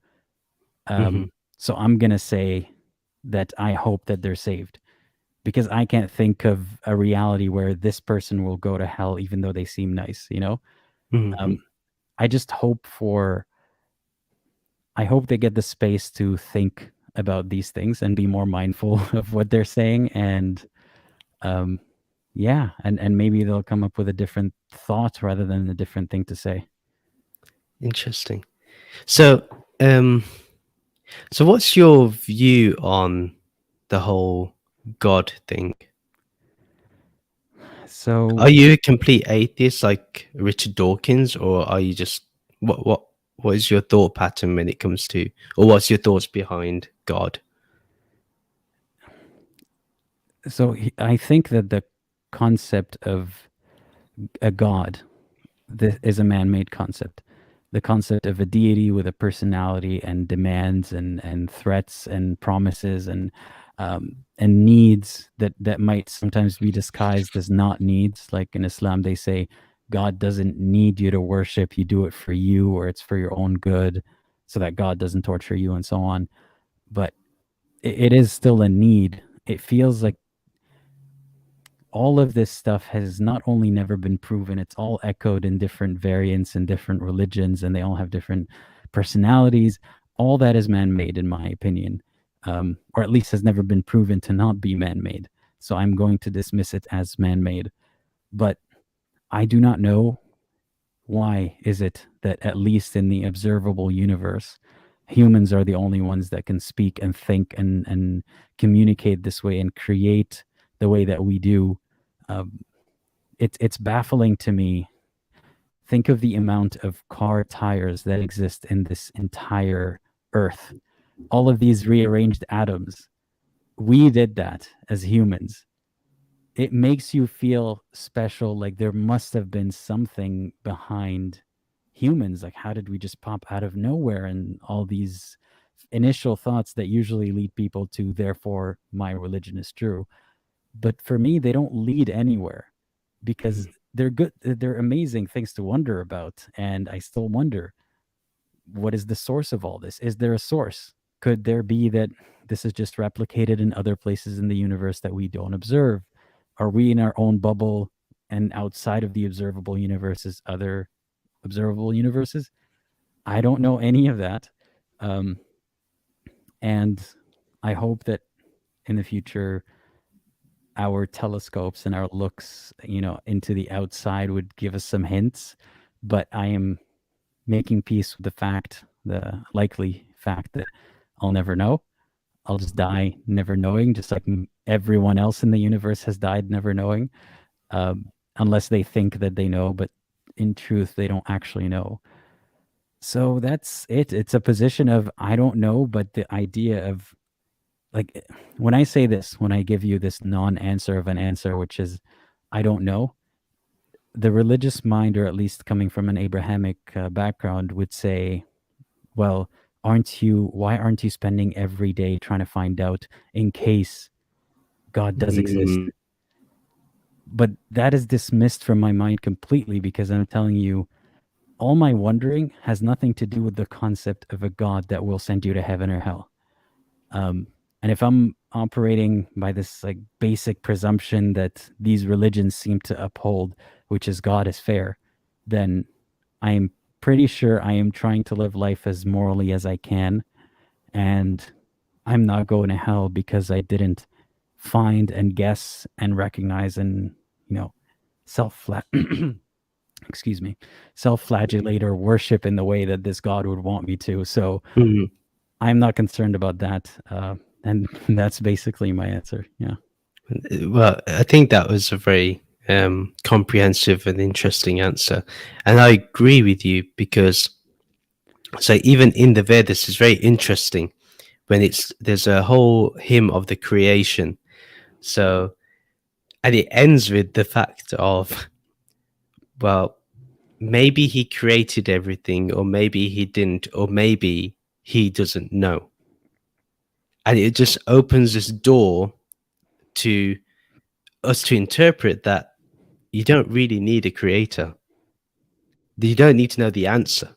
And it's not important. Like, even if there is a creator, what difference is it really going to make? Like, for example, if I create a poem, or a painter creates a painting, they're not going to expect the painting to keep worshipping the painter. There's going to be none of that. The painter lets go of the painting once it's sold, and the painting goes wherever it needs to go. It has, but there's no. So I think the idea of a creator wanting to be worshipped for creating you is just what I would say is not an ego death, but a bigger, massive ego. And all that happens, and it's actually dangerous when you think about it spiritually, when you have this idea, is that you're already having to deal with our own individual ego, but now you're accommodating a larger ego, the ego of a so-called creator, and you're gonna and people adopt that view. And therefore, for example, when someone says that you're going to go to hell for not believing in their God, they've already become the judge and the executioner, therefore already playing the role of their so-called God. I mean, the non-answer is usually, we don't know, God knows who goes to hell, but there are defined rules about who goes to hell. Yeah. And if God makes exceptions, then what's the point of him creating those rules? Yeah. It's funny that you say the word dangerous, because I recognize the danger in that, and it seems like most people don't. This when you tell, I don't want to say a Muslim in general, but from my experience, this kind of conversation, when it comes to you describing God as like the biggest ego, right? They might or probably would say, yeah, and so what? God is the biggest ego. God created everything. And that instills in their minds this power dynamic, this rule, this concept that now a creator, or the person higher up in the hierarchy of power, has these rights over the creation. Like, and they would start giving analogies like your father, but you need to respect your father. Your father gets to decide things, and they don't realize how easily that crosses over to abuse, because you've accepted abuse from God, because what other choice do you have? So therefore, this idea of the higher up male or otherwise entity that has more power deserves praise, deserves worship, deserves obedience. So these concepts are bigger than just, a hypothetical God, because to them, that's just a rule that has been cemented and implemented, and they will die based on that rule. So it's going to seep into other aspects of life. And I just, it shook me to my core to realize that here I am questioning why a perfect God would demand worship or else torture for it. And there are many people out there who just see it as normal. Like, yeah, it makes logical sense. God is powerful. He created you. Therefore, he has the right to torture you endlessly. Like, what are you even talking about? I just felt so distant from so many people all of a sudden, realizing we're not on the same plane of what logic is. Like, we're thinking in very different languages right now. Yeah. So, this got me to think about some of the misconceptions people have about Hinduism. So, like, we have the Devis and Devdas that the British translation has been gods and goddesses, which is probably added to the whole notion that we have many gods, which has not helped Hindus in any way, because it couldn't be farther from the truth. And the British are just ruining everything for you. Yeah, but it's doing good for my accent in the States. Do you get a lot of like respect and cachet because of this British accent? Yeah, I think people think I'm a lot smarter than I am. Just because of this accent. American Indians are probably very jealous right now. People just love listening to me, and they're like, "Carry on." I'm like, "No, I just prefer to be quiet." But yeah, so this notion of different. So in the Bhagavad Gita, it's actually really good, which is the most known text that people talk about in terms of Hindus. They associate more with that text than anything else. And in there, Krishna explains to Arjun that you need to respect the Devas. Now, the Devas are seen as elements of nature. So for example, if we don't worship water, we respect and have gratitude for what water gives to us. It gives us life. So, for example, we shouldn't misuse water or misuse the earth, which will make us, when it comes to climate change, if we're true yogis, we should have that ethical understanding that we need to protect the planet and stuff like that, because it gives us so much. It gives us life. So when when Krishna says respect the devas, that's what it means. Just respect that something is giving you life and honor that. And he says in there, if you don't, it will only create destruction, because you're not giving back to the things that are giving you life. So, and we see that right now. The earth is responding to us in a weird way. It's not a separate being thinking, I'm going to do this. It's the natural consequence of our misuse. That's what it is. So it's interesting. So it's not like we worship these different things. We just have gratitude for the different elements that provide life to us. And but that was like one misconception I was thinking of that a lot of people have. And that's why we don't really have a single God. We're not a monotheistic religion, neither are we polytheistic. Well, Although some can argue that we're monotheistic. Some argue that you are monotheistic? Yeah. They'll say that Brahman is seen as the one God. But if we look at the technical definition of Brahman, it's not one God. It's more of a principle than it's more of a pointer than like the name is just it's just pointing to something. That's what it is. So what is the source of of existence? You remember I mentioned earlier that we don't need a source of creation, but if there is, we say that's Maya. We say it's that we say it's creation itself. Creation just can create by itself. The power behind it, you could say, the power behind the illusion, or the projector that is projecting the images, so to speak. We could call that Saguna Brahman, that ultimate reality with attributes. But what will happen is we will say that yes, there's a projector and there's images, but you need the blank screen. And the blank screen is where you can see the images. So, and the blank screen is not changed by any of the images that the projector gives, nor whatever is presented on the screen. So your awareness is that blank screen. That is the attributeless Brahman. So that is everything. So then once you get to that point, philosophically and experientially, so both, then you don't need creation or the Saguna Brahman, which is seen as the power behind creation. So things are, again, a means to an end philosophically. But they don't need your belief in a way. Like they're not asking for your belief, if that makes sense. I can't say that I've wrapped my head around everything. Obviously, it took you a while. Yeah, right? yeah. Like, so I wouldn't be able to pick up on it immediately. But in essence, what is the projector then? The projector would be seen as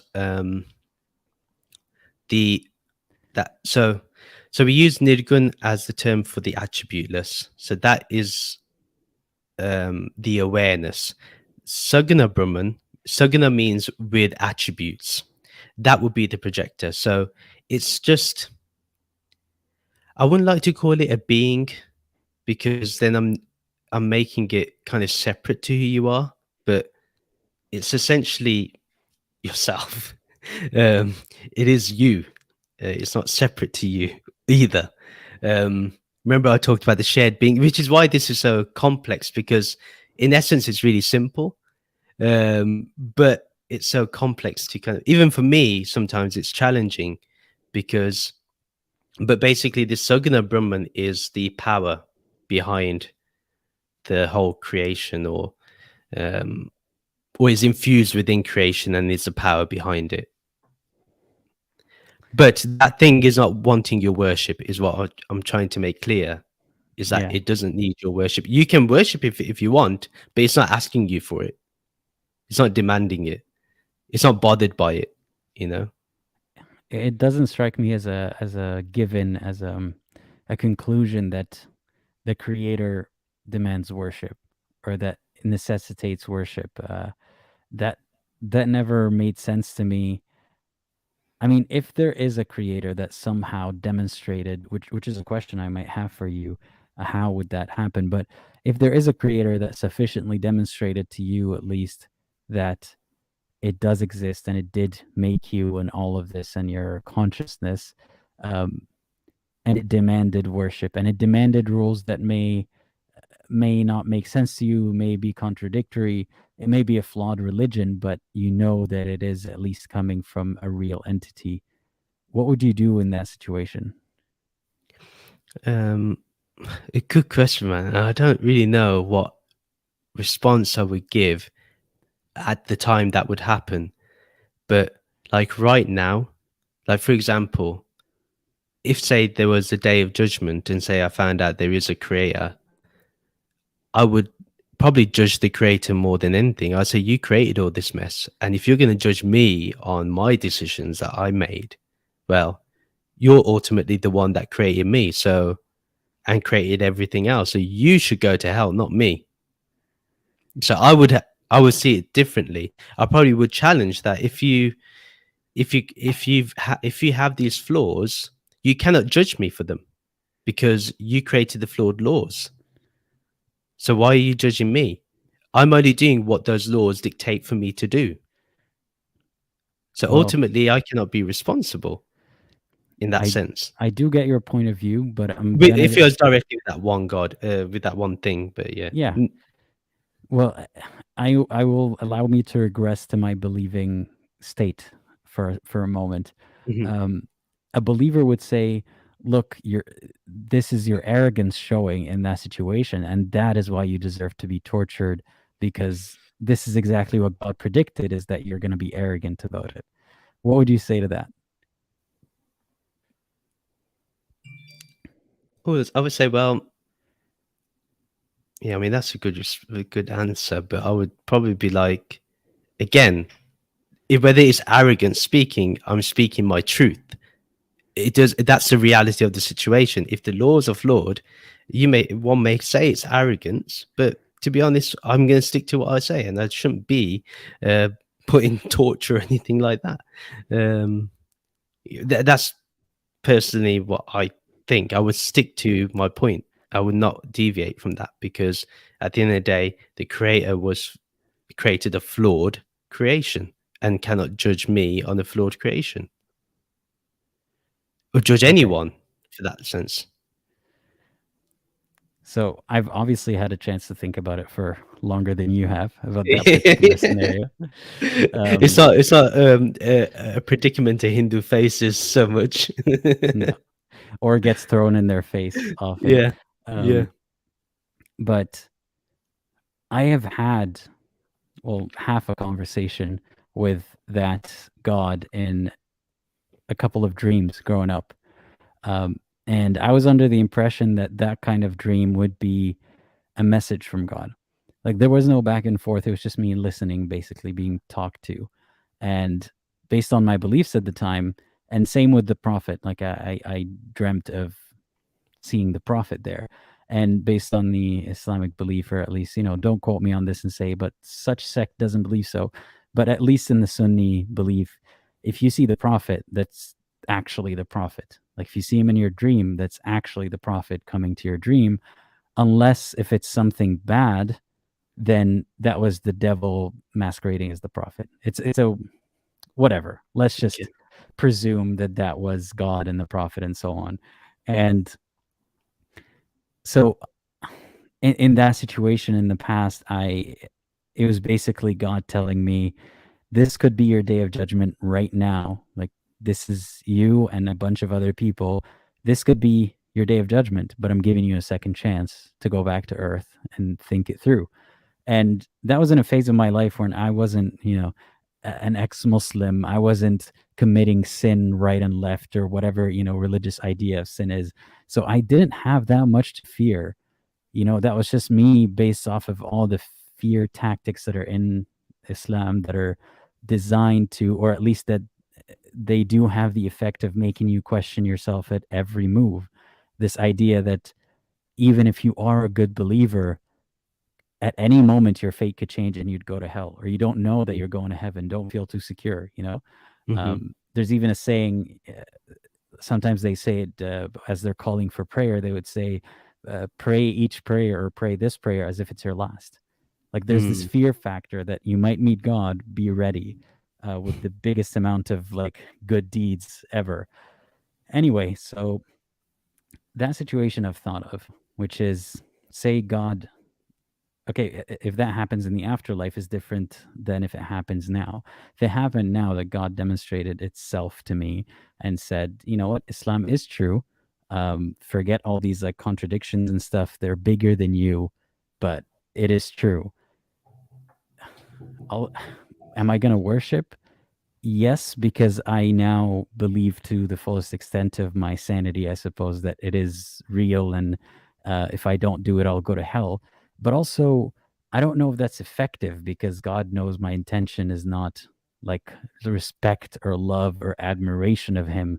If anything, I feel like it's not even disdain, it just confusion and to some extent disgust. Like if God doubles down and is like, no, I'm not explaining anything, you're just gonna do it. All I did was prove that I'm real. Now love me or else.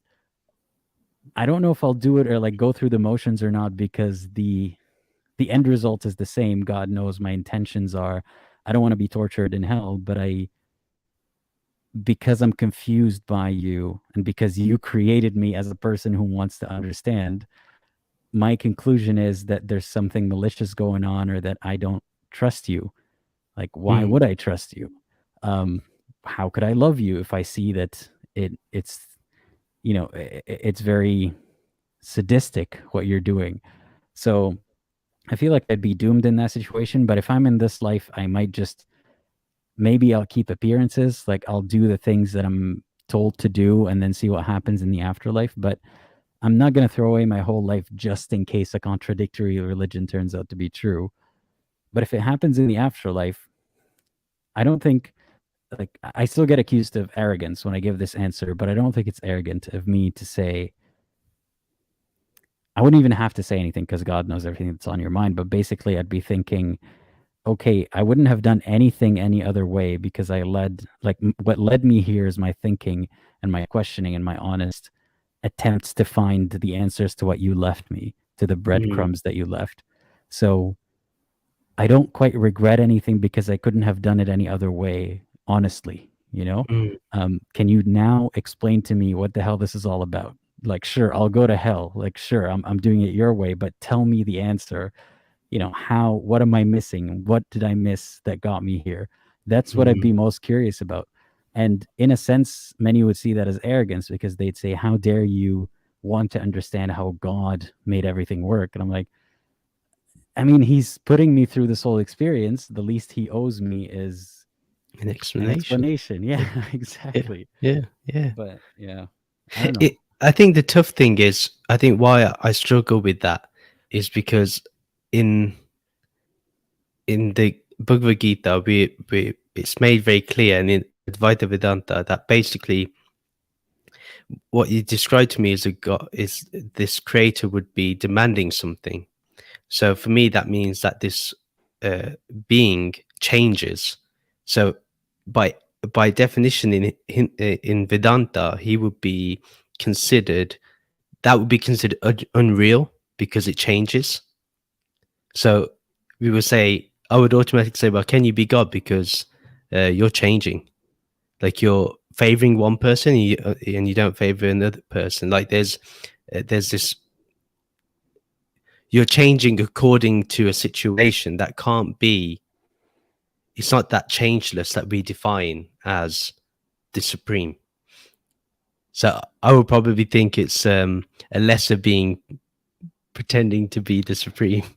Can you imagine if it's like God's secretary as God was Yeah. away on lunch break? Yeah. Yeah. The secretary's gone rogue. Or like a bring your kid to work day. Like this could be that we're all in some scientist's computer, right? And his kid is at work that day and he's like, let me mess up, iteration number 3,500,000 whatever. And Yeah. that happens to be us. And in Yeah. all other iterations, there isn't this concept of religion. Maybe, Yes. who Yeah. knows? Yeah. Yeah. But it sounds ridiculous, but that's just as plausible, if not more plausible, than the scenarios we're given in many of today's religions, in my opinion. At least you can make that consistent. You can make enough presumptions that it's consistent, I guess. Mhm. Yeah. Yes. I did see a few comments asking if I was Radhaswami. I'm not Radhaswami. And I know there's a discussion about castes going on. I don't know if you caught on to that. I saw a couple of questions. Yeah, like does Hinduism, is that the origin of the caste system, or is it cultural? For me, it's completely cultural, and it shouldn't be associated with religion because it's a social order for thousands of years ago. So, no, like for example, the Brahmin, which is a priestly class. Brahmins are now, they could be a CEO, they could be in HR, they could be an accountant. They're not studying the scriptures anymore. So nobody is following the caste system properly. So I think the caste system should be abolished. It has no purpose. But did My it stem, like, does it have any origins in the religion or the scripture itself, or references to it? It has references. So, for example, in the Bhagavad Gita, it is referenced. And the reference is that Krishna says that even though he created the system many thousands of years ago, even before, but he's not behind the workings of the system. The working of the system is up to people. So, but I, the way I perceive that verse and interpret it as is we are in charge of how it is. Now, I see the Varna system, the caste system, as more like the modern day version of job groups that we have in corporates. So you just put people in the bracket of particular job groups, and it's obvious some people in accounting is going to earn more than the administration job group. That's just the way it is. It doesn't mean that the administration group has less value than the accounting job group. So yeah, the caste system. I did a particular, I think 2 or 3 episodes ago on my thoughts on the Bhagavad Gita. I do talk about the caste system, and I got actually there's one place where I posted some TikTok videos, like clippings from a podcast, and I got quite a bit of hate from some people because they were actually not happy with the fact that I said that the caste system should be abolished, because I don't find that the system works today. Because nobody, like for example, my caste is a Kshatriya. Now that is either a businessman or a trader. I'm not a businessman unless you see the podcast as a business, but yeah, I'm not a businessman, and I'm not a warrior. Sorry, so I'm not at war. So I'm not following my caste in that sense. So it's ridiculous to believe that we should follow that system today when. But you think it was beneficial at some point to Yeah, classify people into, like, kind of like the honey, the honeybees, I guess, like having different groups that do different functions? Is that how you see it? that's how I see it, and I would say. But It was was it linked to like family names or skin color, or how did that happen? Well, I think that is more of a later phenomenon with the skin color. I think that was more of a later phenomenon, but definitely it was linked to family name. And then I think it worked more in smaller societies and smaller communities rather than, say, a big mass of a load of people. It just wouldn't work. Like, for example, nobody in India is really following their caste system. Even if they associate themselves to a particular caste, nobody's following, or hardly, you probably 1% is probably following according to the traditional view of that caste. But yes, there have been people that have taken advantage of this and say judged people, or snatched rights of people who they see as lower.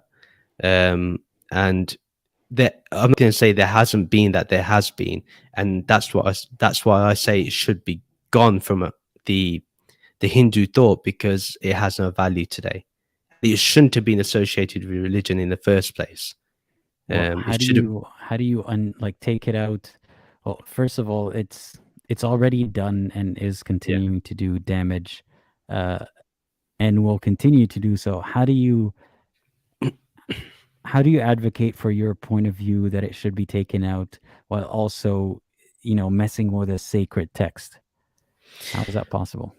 So, if the sacred text, the main functioning of the caste system has come from what we would call as a text made by man, like he's thought about it rather than inspiration. Like, for example, the Upanishads could be considered as inspiration because those have been written from meditation rather than someone working things out, like the Manusmriti that is talked about. That is the one where we've had these weird, not weird, but that's where we've had the oppression come from. That's where it's originated from. It's from this text, which has segregated people and divided people according to their caste, and therefore has allowed atrocities and this hierarchy to exist. But that shouldn't be taken as a spiritual thing. That should be considered a social thing, and therefore, even if a scripture does associate with that, I would have to analyze whether it's applicable to today. Like, my own discernment will have to be used. That does the caste system have any value in my life or in the lives of others? Does this actually cause more harm to people? Then, therefore, if it causes more harm, that's violence. Even if it's thought, it's still violence. Therefore, it shouldn't. We should actually turn around and say, this should not be part of the scripture. This should be taken out. And I think, and Hindus, there are some Hindus that are willing to even say that should be done, where something is not applicable to today's time, should be taken out. It shouldn't be considered. And I think the same with the caste system. It shouldn't be considered today, because I've seen less benefits and I've seen more harm done because of it. Well, how do you communicate that to the masses, especially? Because I feel like someone who's open to hearing your point of view is already more progressive or open to that idea, even if they disagree. But how do you communicate that to the masses if you'll never be able to, put a whiteout on the main text and change the words there, right? It'll always be generation to generation given down as the main text, but this appendix, how do you add that? Mm-hmm. So yeah, but I mean, that would be the biggest challenge, right? Because they're probably convinced that it cannot be changed, and it shouldn't be changed because it's holy or whatever. But I would explain to them that let's look at the pros and cons. If they can, and they should present to me the pros of it and the cons of it without the religious text, just looking at the social structure today. And then let's back it up with and see if it can be backed up to the religious or spiritual text. If it cannot, then I've proven my point. But if they can, then we would have to see, we have to see what its larger philosophical perspective is. Like, do we make an amendment on the fact that this has only got to do with society rather than an actual thing about enlightenment. It has nothing to do with knowing your true self. But unfortunately, this is where the problem is, because a lot of the lower castes are told they're not allowed to even hold a scripture. And that's where it's messy for me, because I'm like, you can't do that. That's not right. So, because they know for a fact that if people read stuff of the scriptures, they have no power. Well, I'm curious of that approach, how effective it would be of showing people the social effects in real life, and if they see that the social effects are not good, they're harmful, they're violent even in thought, then they would go back and revise the religion. I actually see the opposite, like in the example of Islam. If you point out how, the segregation of male and female, the way that women are regarded and treated and told to behave, has actually been causing the opposite effect. It's been negative, right, on everybody. And then they would double down and they say, well, that's because you're not implementing it properly. So what if the Hindus in that case say that's because you're not implementing the caste system to its fullest? That's why it's harmful. Yeah, but then I would say, then what's the point of it if it's harmful? Well, If it's they're causing... saying no. They're saying it would not be harmful if you Oh, okay. implemented it the whole way, if the society actually adhered to it. But this like half-assed attempt is causing Yeah, harm. That's what but, they would say. but I would argue and say, well, actually, it's not being practiced today. And I would highlight the points that the roles that were defined as the caste system are very traditional, and they're of a particular time and place. Today, the world has changed. India has changed. India is no longer the same place as it was even 200 years ago. So to say that it would still apply would be wishful thinking on their behalf, in my opinion. But it is wishful thinking.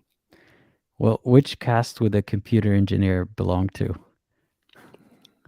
I don't know.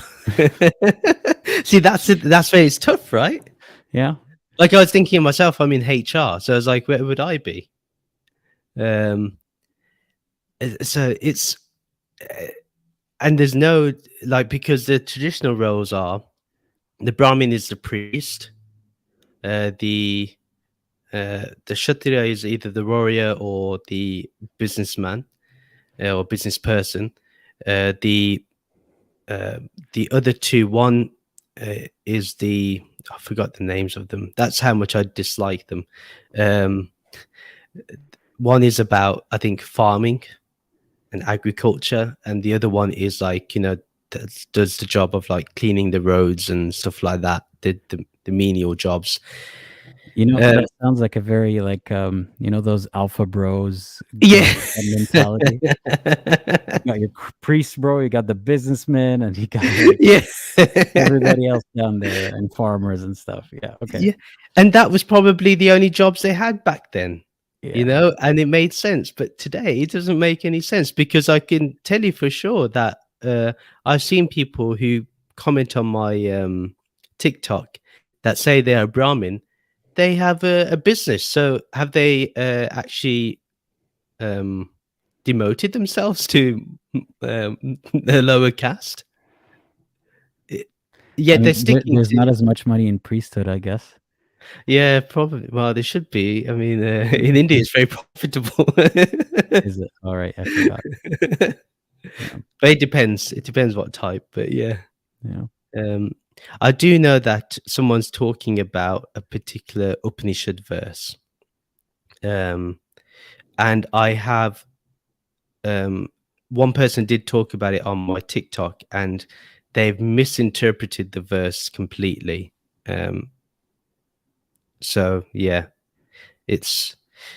And the problem with the caste system is also they link it with karma. So if you've done good karma, that means that you're going to go into a better household, a more luxurious and richer household. But if you've done bad karma, you're going to go into a a household that is struggling and in poverty and stuff. But then I'm like, well, then how do you explain people like Trump, or the likes of anyone that's rich, like Epstein? Well, I- someone I- can talk about like, oh, their spiritual happiness is not very good and all that stuff, but But it, I'm the curious, thing by is, the way, does the caste extend to non-Hindus? I Like, don't think so. No, it shouldn't were do. they thinking of anyone outside of like the I don't even want to say race because there are a bunch of different backgrounds, right? But anyone outside of that range of backgrounds, like were they thinking of people with lighter skin who are like, Caucasians or something or Arabs? Like, did that ever play into the scripture? I'm not sure because, well, it's strange because Krishna is someone with dark complexion, and he's considered an avatar of Vishnu. So the idea, so wherever the darkness, the someone being dark skinned has come in, is definitely later on, like much later than the origins of the scriptures. And it's more of a cultural thing, I think. Like they think that someone who's dark skinned is less beautiful, which is totally stupid, and silly. Um, but yeah, Well, just to be clear, I don't have enough background to comment on, the you mentioned the verse that's misunderstood. I can't comment on that. I can't comment on whether it's, truly cultural or religiously inspired. I'm just curious. I'm asking questions, and I know that there are people in the comments who are gonna agree and some who are gonna disagree with you. yeah, Um, I still and I'm want cool to, with that. I'm yeah. cool with that. But if I think I saw the someone did give, oh yeah, 5, 10, 7. So I'll have a look at that um and see what it Oh, what it that. means. But someone's quoting it, but they could have actually written the actual the text of what it was. That would have helped. Um, but yeah, that's people for you. They quote a number, but also the problem is they're not using their discernment. The first thing you must use is your intellect to see if something is, you know, if it's applicable to today. But But I find problem with the religious texts for that reason, because the same thing is said in Islam is, or at least like that. I usually hear that more on the apologist side of thing, which is, well, they should have thought it through first. But the text is written for everyone, and it has to presume that there are certain people who are more rushed, less introspective, maybe less intelligent altogether. So that misunderstanding, if it is a misunderstanding, is inevitable almost. And I am of the opinion that like I want to get to it at the source, but these sources are untouchable, right? So how do you make that amendment at the source if you can't touch the source? I see what you mean. I mean, you have to kind of, well, one, if someone cannot interpret the verse, you should seek help in interpreting the verse. So like if I read something, like I'm about to read the verse they talk about, um, I would consult a few commentaries on the verses, and then I'll ask a few people what their view is, and then I'll contemplate upon it and then give my view. Um, what people tend to do is they just read it, like they'll read the one line, like when people just read the headline and think they know the whole story.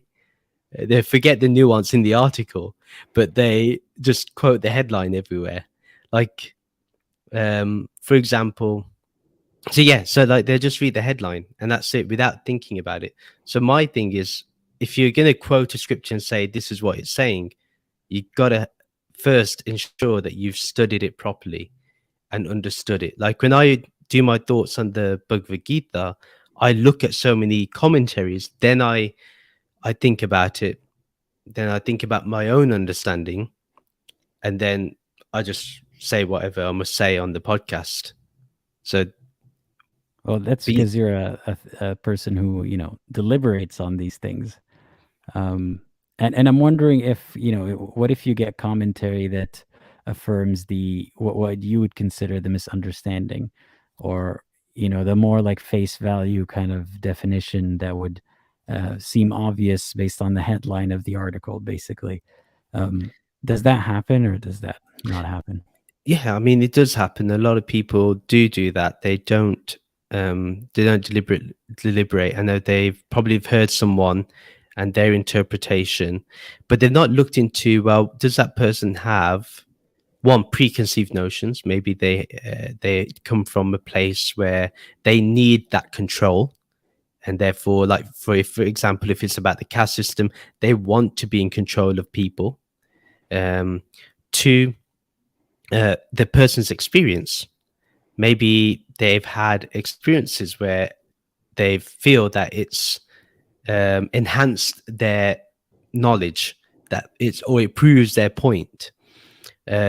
Three, if the person has prejudices, are they prejudiced against a certain group, and why do they have that prejudice? So one should think about those things, but I don't think people do, which is the issue. But yeah, I've found the verse that this person's talking about. So what does it say? It says, those whose conduct here on earth has been good will quickly attain some good birth as a Brahmin, birth as a Kshatriya, birth as a Vaishya. But those whose conduct here has been evil will quickly attain some evil birth as a dog, birth as a pig, or birth as a low caste worker. Now, what I'll do is I'll copy this in and put it in the chat. So that's what you said about the reincarnation into a better or worse household based on your karma. Yeah. So this is what it's linking it to. And when I look at that, I would have to ask the question of, well, the first thing that people need to understand is, what is the definition of good and bad, or good and evil? One should understand that. I'm trying to, I wanted to put in a comment, but I don't know how to. I think I found the same thing. I will put it as a comment and let me know if that's what you were trying. Let me see if I can. Okay. I'll send it as a private chat to you. I think I've already put it. Okay, so among them, those who did good work in this world in their past life attain a good birth accordingly. That's the one, right? Similar, yeah. It's kind of like the same. Okay, Yeah, so that's the yeah. translation. Yeah, We'll that's the go with that. translation that they had quoted, I think, being born a dog, a pig, or a casteless person. So I think that's the part that they took issue with. Yeah. Now, in my opinion, that verse would be considered one. We can have a look at whether it has any value today. So, is someone being, like, for example, someone born in England or the United States will not be born as a Brahmin or a Kshatriya or a Vaishya. So it's linked to a location, a place, and that India, and someone who has Indian beliefs. So first of all, I would say, but that is the number one thing where I would say you cannot take this verse completely as truth. The other thing is, it's going to change according to the times, and also change according to what we understand to be good and bad. So what is good and bad? Well, the easiest definition they use in the scriptures is, one, it's not as black and white, which is a challenge. It is very much gray. And the interesting thing is, what people don't understand is that even the ones that they consider to be high and mighty have made errors. And therefore, what would happen to them? Like Krishna, he also did actions which were considered not right. So will he be born as a dog or born as a pig? So I this is suppose what it's about like the net conclusion of if they're good or bad. exactly. It's tough to say. Um, so But I mean, yes, the issue that I would take with this would be the part of comparing, the low caste person to the bigger animal or something. That the idea is that I think the problem here is not whether the person is good or bad. It's actually the opposite, that you would presume that a low caste person deserved to be there because of something in their previous life. You know what I mean? Like, and that yeah, would that way, when people mistreat them, they think, well, they kind of deserved it because of their bad karma, right? yeah. And I see. I would when I read that verse, my take would be that it's about you making sure that you do actions which are that give the least amount of harm to others. Just be mindful of your actions is the way I would see that verse as trying to warn us about, trying to motivate us towards. Not saying that this is exactly what's going to happen. Um, so that's what I would see it as. More of a, I would look at the intention behind it rather than taking it for word, because again, nobody can guarantee this is what happens, and Well, anyone can how turn would you know around. the intention behind it? Well, that's up to the person to know the intention, right? It's an individual thing. Only the person knows their intention. We can assume their intention by what they tell us, but they know. Well, in the case That's of where you get. That's where the you get. author That's where of you the get. scripture, like, how would you Yeah, know the intention of the author of that verse? yeah. Or what if the author of that verse actually had prejudices of a certain kind, and Well, then what? that would call into question the whole scripture then, right? Possibly, but I would say, the whole thing would be.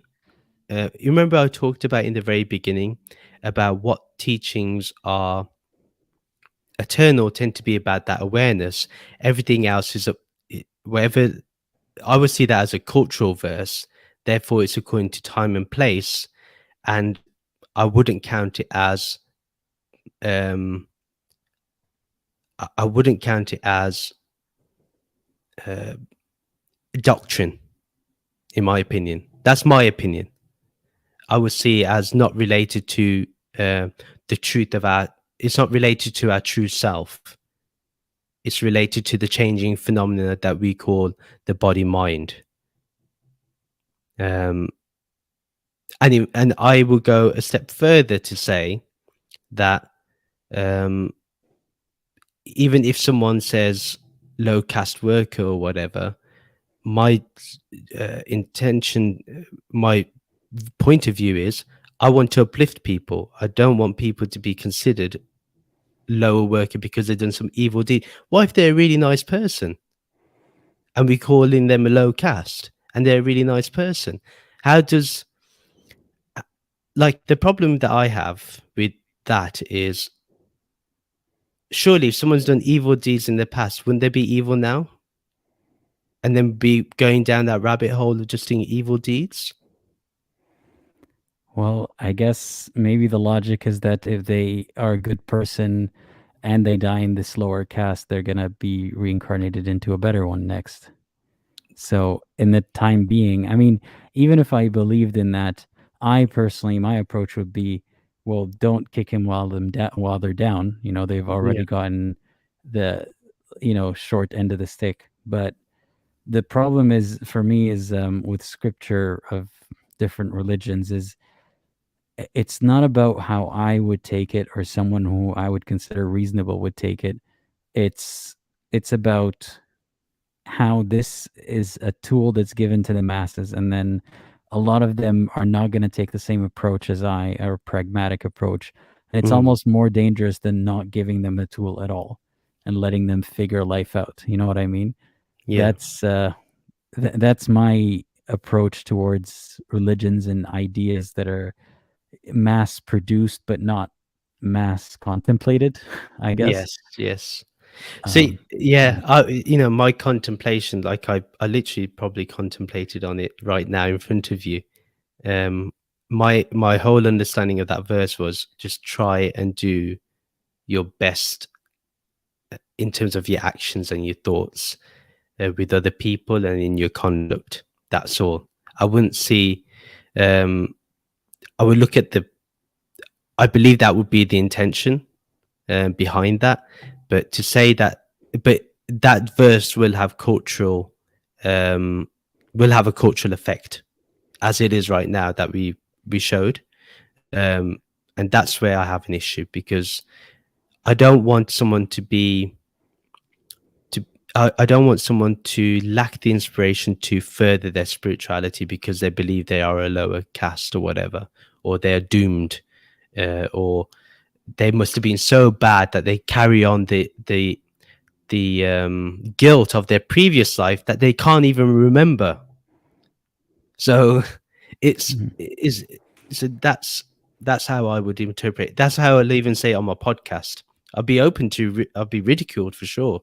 I'm sure I'm being ridiculed now by someone, but like but I would stick to what I say. I would either say take that verse out, or because it's just cultural, or you don't have to believe it.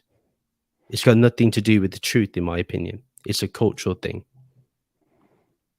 Yeah, it's a cultural thing that has either made its way into that scripture by the author, Yes. um, or it's a cultural thing because of the scripture. But So it's yeah. So okay, the other interesting thing is before back in these. So the Vedas, so the Upanishads are part of the Vedas. The philosophical, the Gyan portion. So Gyan means knowledge.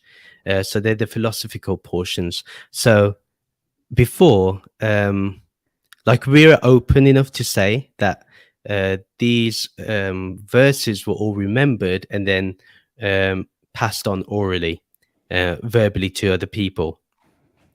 So, and that's how it was done until I believe they say that when Alexander came, Alexander the Great is the time um, when they started writing it down.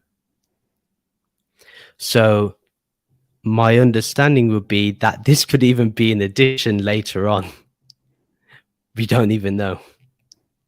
And that's why you should take every scripture with a grain of salt and not as eternal, apart from matching it to your own experience.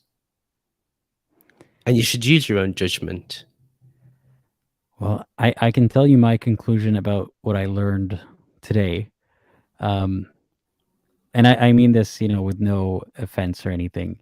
Uh, to me, I understand it as people who figured out how to meditate, how to be more in touch with their, if you want to call it consciousness, whatever that state of mind may be, they have figured out in more ways than one how to reach this state of mind, which is something biological that's innate to us.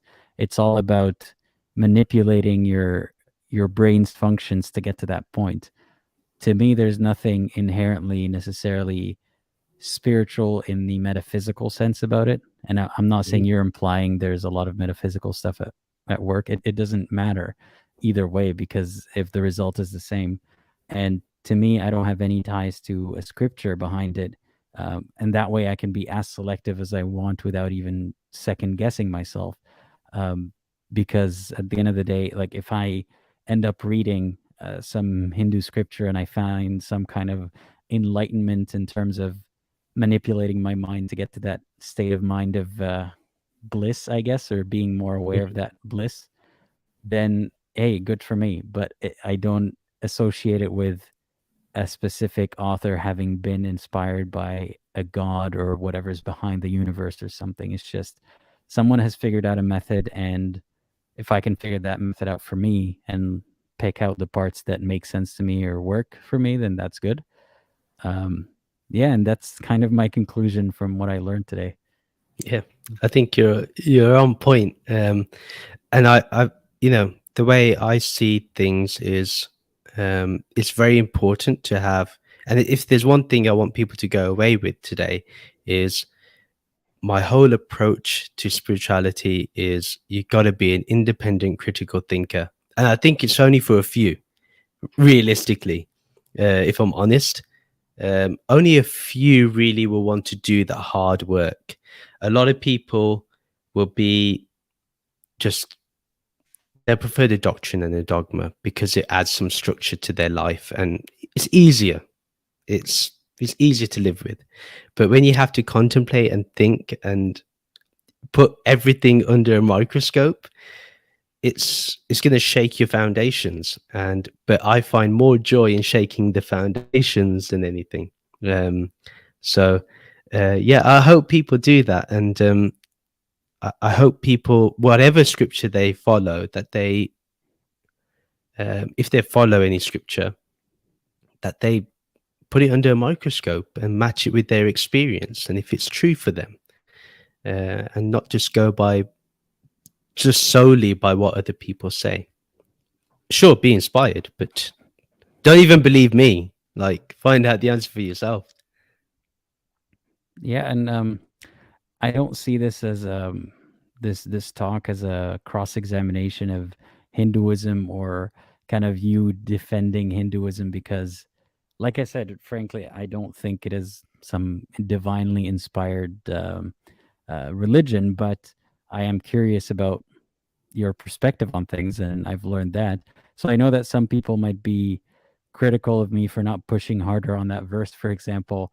I I don't care because I've made my point that I see the harm in scripture that can be interpreted in the obvious harmful way. And I can tell that you're not the kind of person who would take it that way. And you're not an advocate for Hinduism. You're not a prophet or a Dawa person, a Yeah. preacher for Hinduism. So I don't have to put you on the spot about it. And you're not preaching the bad definition of it, I guess. So again, yeah, nothing to attack you therefore. So I hope that the audience keeps that in mind when they're, because I know there's going to be a lot of comments like, hey, what about this verse? That's not Yeah. the point of the talk. But yeah, and that's the same approach that I take when I'm talking to a believer, a Muslim believer, for example. So yeah, I hope I made that clear. But I'm curious if there's anything else that you wanted to say, share, or ask. Yeah, because I didn't notice the time. We've been talking for 2.5 hours. Oh wow. Yeah, That means we've had a good conversation. I've been enjoying it I've so a- far. I've actually felt like I was talking to a friend. I didn't really feel any other way. But yeah, I mean, I'm with you. One thing I want to say to you, which is really, this is from my heart. I've been really inspired by the way you've conducted your whole channel, um, the way you move from TikTok to YouTube. It's kind of the trajectory I'm taking, and I think somewhere I've been inspired by you, and I've seen the value in your open approach that you have towards other people, even with people who don't like what you do. So you've taught me a lot. So I just wanted you to know that. I probably haven't shared that with you, but yeah, I hope people, whenever they come across your channel, to know that this is the way. This is how interfaith should really be, in my opinion. Having this open approach. So you're doing a great job, in my opinion, in every aspect of discussion, and you should be really proud of what you've achieved so far and what you're going to achieve. Because, yeah, you're one of the few that I would say has a real desire to understand, and that's what we need today, man. We need people with that intention more, to understand others. Yeah.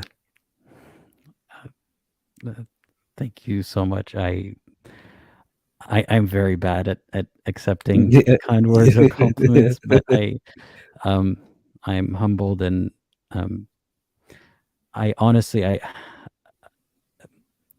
don't see myself that way. Weirdly enough, like I'm too busy trying to do what I'm doing that when someone says something so thoughtful and nice, I'm almost inclined to disagree and be like, no, I'm just some guy trying to figure it out. But I'm glad that in the process of trying to figure it out, that's how it's perceived. So Yeah. thank you very much. I'm glad that we came across each other then. Yeah, definitely. And you know, you said something really cool there, that you're trying to figure it out. We all are. Some of us are just in denial about it, or most of us are, and some of us are just aware of it. So I think that's the ultimate thing. Is we're all trying to figure it out. Like I constantly say this on my own channel, that I tomorrow I may call myself out as being wrong, and I should be content enough within me to do that, and have enough strength to say, yo, I was wrong on this point. Maybe I shouldn't have said this, or maybe I shouldn't have believed this. And I know that takes courage, but it also makes sure it makes me also keep in touch with my integrity, which I think is really important, especially when I'm talking about spiritual matters. Like, people hold you on a they see you in a particular way, so you have to maintain that integrity. And I think I find that so important in the stuff that I do, that people are aware of that. um, and It's very freeing, by the way, to yeah, just be able to say, yeah, I was wrong. So what? Like not so what, like more like, yeah, so what? I can call myself out. I can say that I'm wrong and this is why I was wrong. There's no shame in being wrong if it wasn't intentional and if you're doing your due diligence. And it's yeah, doing your due diligence is going back and correcting yourself publicly, um, with no shame. But I no longer have this fear of, what if I am wrong? Because I'm doing my best not to be wrong. And if I am wrong, then I'll correct myself. That ego, I guess that's a part of the ego death, is you don't take it as a hit or a shameful yeah, thing against yourself. Um, yes, it's more shameful to double down or just evade the topic, or not want to stain your ego by admitting it. Yeah. yes, yes. Yeah. I wanted to know, actually, when you do the videos that are satirical in nature, um, what how do you feel about that? Like, do you sometimes question whether you should do it, or do you just go ahead and record it and then just see how it goes, like, type of thing? Um, no. So when I'm recording a live stream, when I'm reacting to one of those videos, I'm dissecting one of those videos, Yeah, I will make jokes here and there, and those are more on the cuff, off the cuff. I don't know, yeah, um, improv jokes, yeah. compared to in a video. It would be there are things that are improvised, but more often than not, it's something that I wrote down, at least like as a bullet point, Hmm. um, or like thought to myself before recording the video. Um, so in both cases, there's not much that I think of and I think, you know what, I should not say that, because to me, it's the point of the sarcasm isn't to upset people. There are a certain class of people who will be upset no matter what the nature of the joke is, Yeah. because the joke is always at the expense of the characters that they hold to be holy, or the religion itself, and so on. But the jokes are not really. I hope so, but they're not, like, I hope that's what's obvious to people. They're not about the believer themselves. It's not about the person in the audience. Like, I try to choose my words so carefully, when in so many situations it would be so easy to just snap back and say a joke that, that could be like, oh, Muslims be like so and so, very easy to make that kind of joke. But it's not what I'm trying to do, and it doesn't get the point across. Um, Mm. so if I am going to make a joke about, for example, an archetype of a Muslim man who would say so and so to his wife, I would be specific about this is not all Muslim men. This is the kind of men who would say this. And then if they're offended in the comments, and that's them. But it's usually not even about the people. It's usually about the characters. And I used to feel a bit reluctant, like thinking, oh, if I make this joke about this character, people are going to be hurt and upset. But I realized that is not on me, especially when the characters deserve to be taken down a notch. Like when I make a joke about Prophet Muhammad, for example, I've made several videos where the point is to show how, had any man named Muhammad or otherwise today behaved that way, you would see him as a sleazy, fuckboy, for a lack of a better term. Mm, But because of his holy status, he gets a pass for those things. mm, And I know that making jokes about that seems offensive, but is it bad to make a joke about how a man is rude towards his wife, or, doesn't care about her feelings when he truly did do those things? So I weigh these things in my head a lot. Like, mm, to be clear, it's not just me making a video and then realizing, that joke was too far, but screw it. Um, I think it's all fair. I think it's all, actually, I'm being like really measured with the jokes that I make. Um, and if I do make a joke that's out of line, I would hope that people will point it out, and I might, walk back on something. Um, but that's part of why I got off of Twitter. Is Twitter is easy for taking your thoughts from your head to, pen and paper immediately and publishing them immediately, and that's not good. Because unrefined thoughts, unrefined jokes, they don't come out right. So I didn't want to give people access to my brain that way. Um, so yeah. So in short, to answer your question, I do think about the jokes that I'm going to make, and the intention is it's always not to cause damage, but to get the point across. Yeah. I see. You mentioned earlier, I had the question earlier and I forgot about it. When you mentioned that in your dreams you can see Muhammad, but isn't it true that there's no picture? So how would you know it's him? But is it in the dream the figure will say that they are Muhammad? No, you know how, like, in dreams, sometimes you don't necessarily dream in a certain language, or things are not actually explicitly happening or said for you to know that they happened. Like, Uh-huh. that Right. this character from a cartoon is my brother in the dream. Like, you just know that, right? In the Okay. dream, without the Okay. character saying, I am your brother. Okay. But Okay. also, another layer to that was, I had and have this image of Muhammad. I don't know how. I'm not a good artist, so I can't draw it per se, but I've had this since I was young, because of his demeanor, because of the stories that I was told about him. I was told all the stories where he's, a good guy who's always nice to his neighbors and all that stuff. He was, in my mind, this beardless man for some reason, or like a short beard, not really a big beard. Mhm. He's not a big build. He's almost a little bit slouching over, because that's the vibe that I got off of the stories that I was told, which is he's very kind. He's almost like pushover in nature, almost. Like, Mhm. he's so wise and quiet to the point that you would mistake him for a pushover. But Mhm. I didn't see that as an insult. I just saw him as this man who was non-threatening, and Mhm. that's the figure. Like, there's a face that I can't describe, but that's the figure that I saw, and that's still kind of what I think of when people say Muhammad. But based on what I know of him now, that's not like what his description would be like. No. Yeah. Interesting. Yeah. And would it be seen as blasphemous as thinking of what his face would be, or no?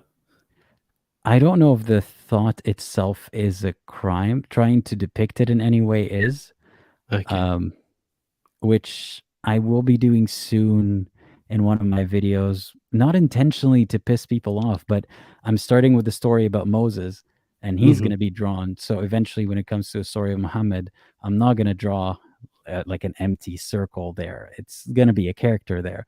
And you'll see that these depictions, when people get upset at someone drawing Muhammad with like some pig in the image, or like he's like a hybrid with a pig or something. That's meant to be to anger Mhm. people, right? Yeah, yeah. And I get why they're doing it, the people who do that, but that's not what I'm doing. Like if Muhammad is drawn in a video of mine, he will just be the regular caricature of like a, a person in that story.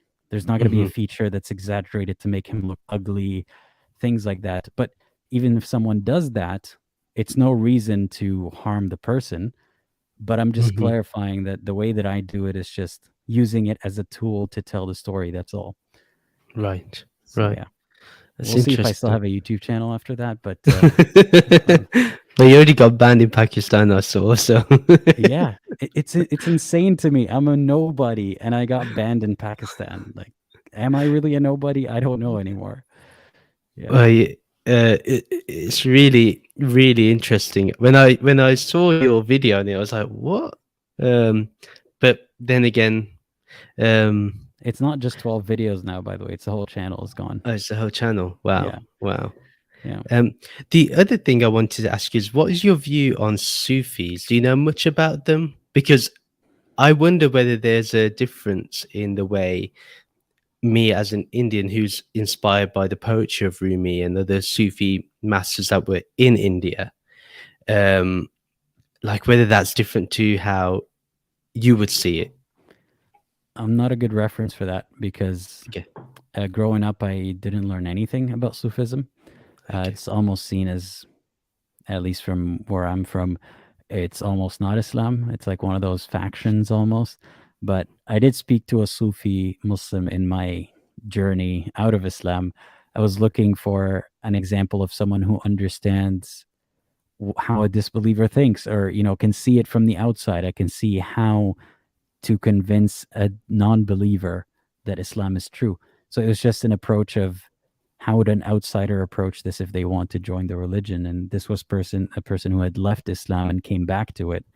And Hmm. in talking to them, I realized they told me it's like Sufi Islam, but they still see it as Sunni Islam. Like they don't see it as a different sect, or at least that person didn't. There's just more room for mysticism. And in my opinion, how I saw it, there was just a lot more vagueness and open endedness, which is Hmm. not necessarily a bad thing, but it didn't satisfy my need for answers given the restrictions of the religion that's more rigid. Those Hmm. two things didn't go in my mind very well, mysticism and like open endedness and Islam. But yeah. I see what you mean. Yeah, because I've always wondered how um, how someone like Rumi or even his master Shams would be considered, because they were well, especially his master. He was very he challenged a lot of the doctrine. Um, so I was always confused to how whether Sufi would still consider themselves to be part of, will consider themselves as part of Islam. Um, but it seems to be that they probably aren't. They're seen as a bit of a heretics uh, type of thing, I think for the most part, yeah. Yeah, because they're they talk about a oneness with God per se, right? So that would be considered wrong if we're yeah, because God is separate from you, and yeah, oneness with God seems like one step closer to what they consider to be polytheism, right?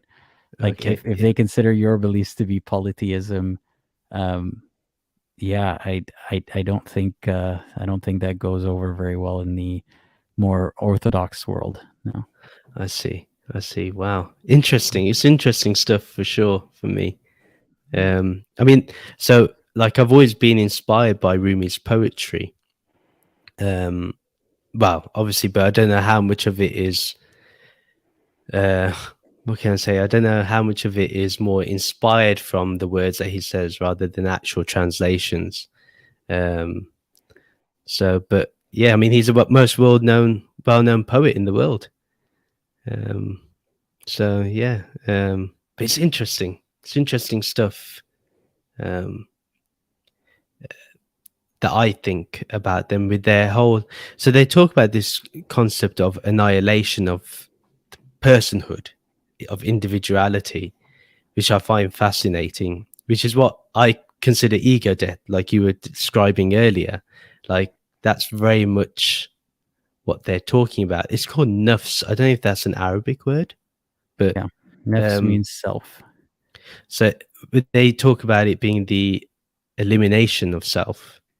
So maybe I may have got it wrong, but yeah, it's just for me it's fascinating. You probably read into it more than I have, to be honest. I haven't yet gotten into reading his poetry or opinions on things, to be honest. But yeah, my journey hasn't taken me there because I was looking for solid ground, to retain the faith that I had. So venturing into mysticism with a lot of ambiguity was not an option for me. And looking back at it, I'm interested from like a curiosity point of view, but it just goes on the list of things that I still don't have time for at the moment. And I'm sure I'll get to it eventually, but I feel like, and this is my process of elimination mind, when I was assessing that kind of thing, I didn't need to get deep into it because I thought if the answer to making Islam make sense for me and in general is in a smaller sect, that means that the majority of the entire humanity is going to hell, or like they're so off of base that most Muslims are even not really on the right track. So it's almost easily dismissible that way, in my opinion. But I need to go back to it and see what the fuss is all about. Yeah, Yeah. definitely. Yeah. Wow. Yeah. Oh, it's nearly 3 hours, yeah? Oh, Oh, fana is the right word. Fana. Yeah, sorry. I've got it and wrong. yeah, Yeah. okay. Yeah. Okay, there Yeah. we go. It's been 20 minutes since we said it's been 2 hours and a half. So, yeah. Brilliant. It's been an absolute pleasure for me. Yeah. Thank you for Likewise. having me on. Thank Well, you. thank you. You're the one who suggested this. I just merely suggested that we do it in a live stream, but thanks for the suggestion. Thank you. And I'll have to have you on the podcast too. So we'll get that at some point. I'll let you get more free from the as you transition from the two jobs to the one. So Yeah. I'll have to have you on, and we'll probably dive more into your thoughts than mine. But it's been an absolute pleasure. I have found that, remember I mentioned to you when we were chatting, we were DMing, that my whole process is to kind of refine my own thoughts. I was able to do that today, so thank you for giving me that opportunity. Well, thank you. I do the same thing. I mean, that's with every live stream that I have, especially when there are other people involved. When I get to speak, when I get to listen, I think I refine my thoughts. Yeah, refining my thoughts is the best way to put it. So thank you for giving me that opportunity as well. And I look forward to talking to you and on your podcast. Definitely, Yeah, definitely. everybody, before I forget, go follow him. Link is in the description. Subscribe to his channel. And if you have any more social media accounts you want to put in the comments, I will pin that as well. Yeah, they can just go onto the YouTube channel and they can find the rest out from there. That's fine. Yeah. Yeah, Yeah. sounds good. Well, thanks again for being here tonight. Thank you. Thank you. Thanks everybody for watching. And as always, think critically and think for yourself. Exactly.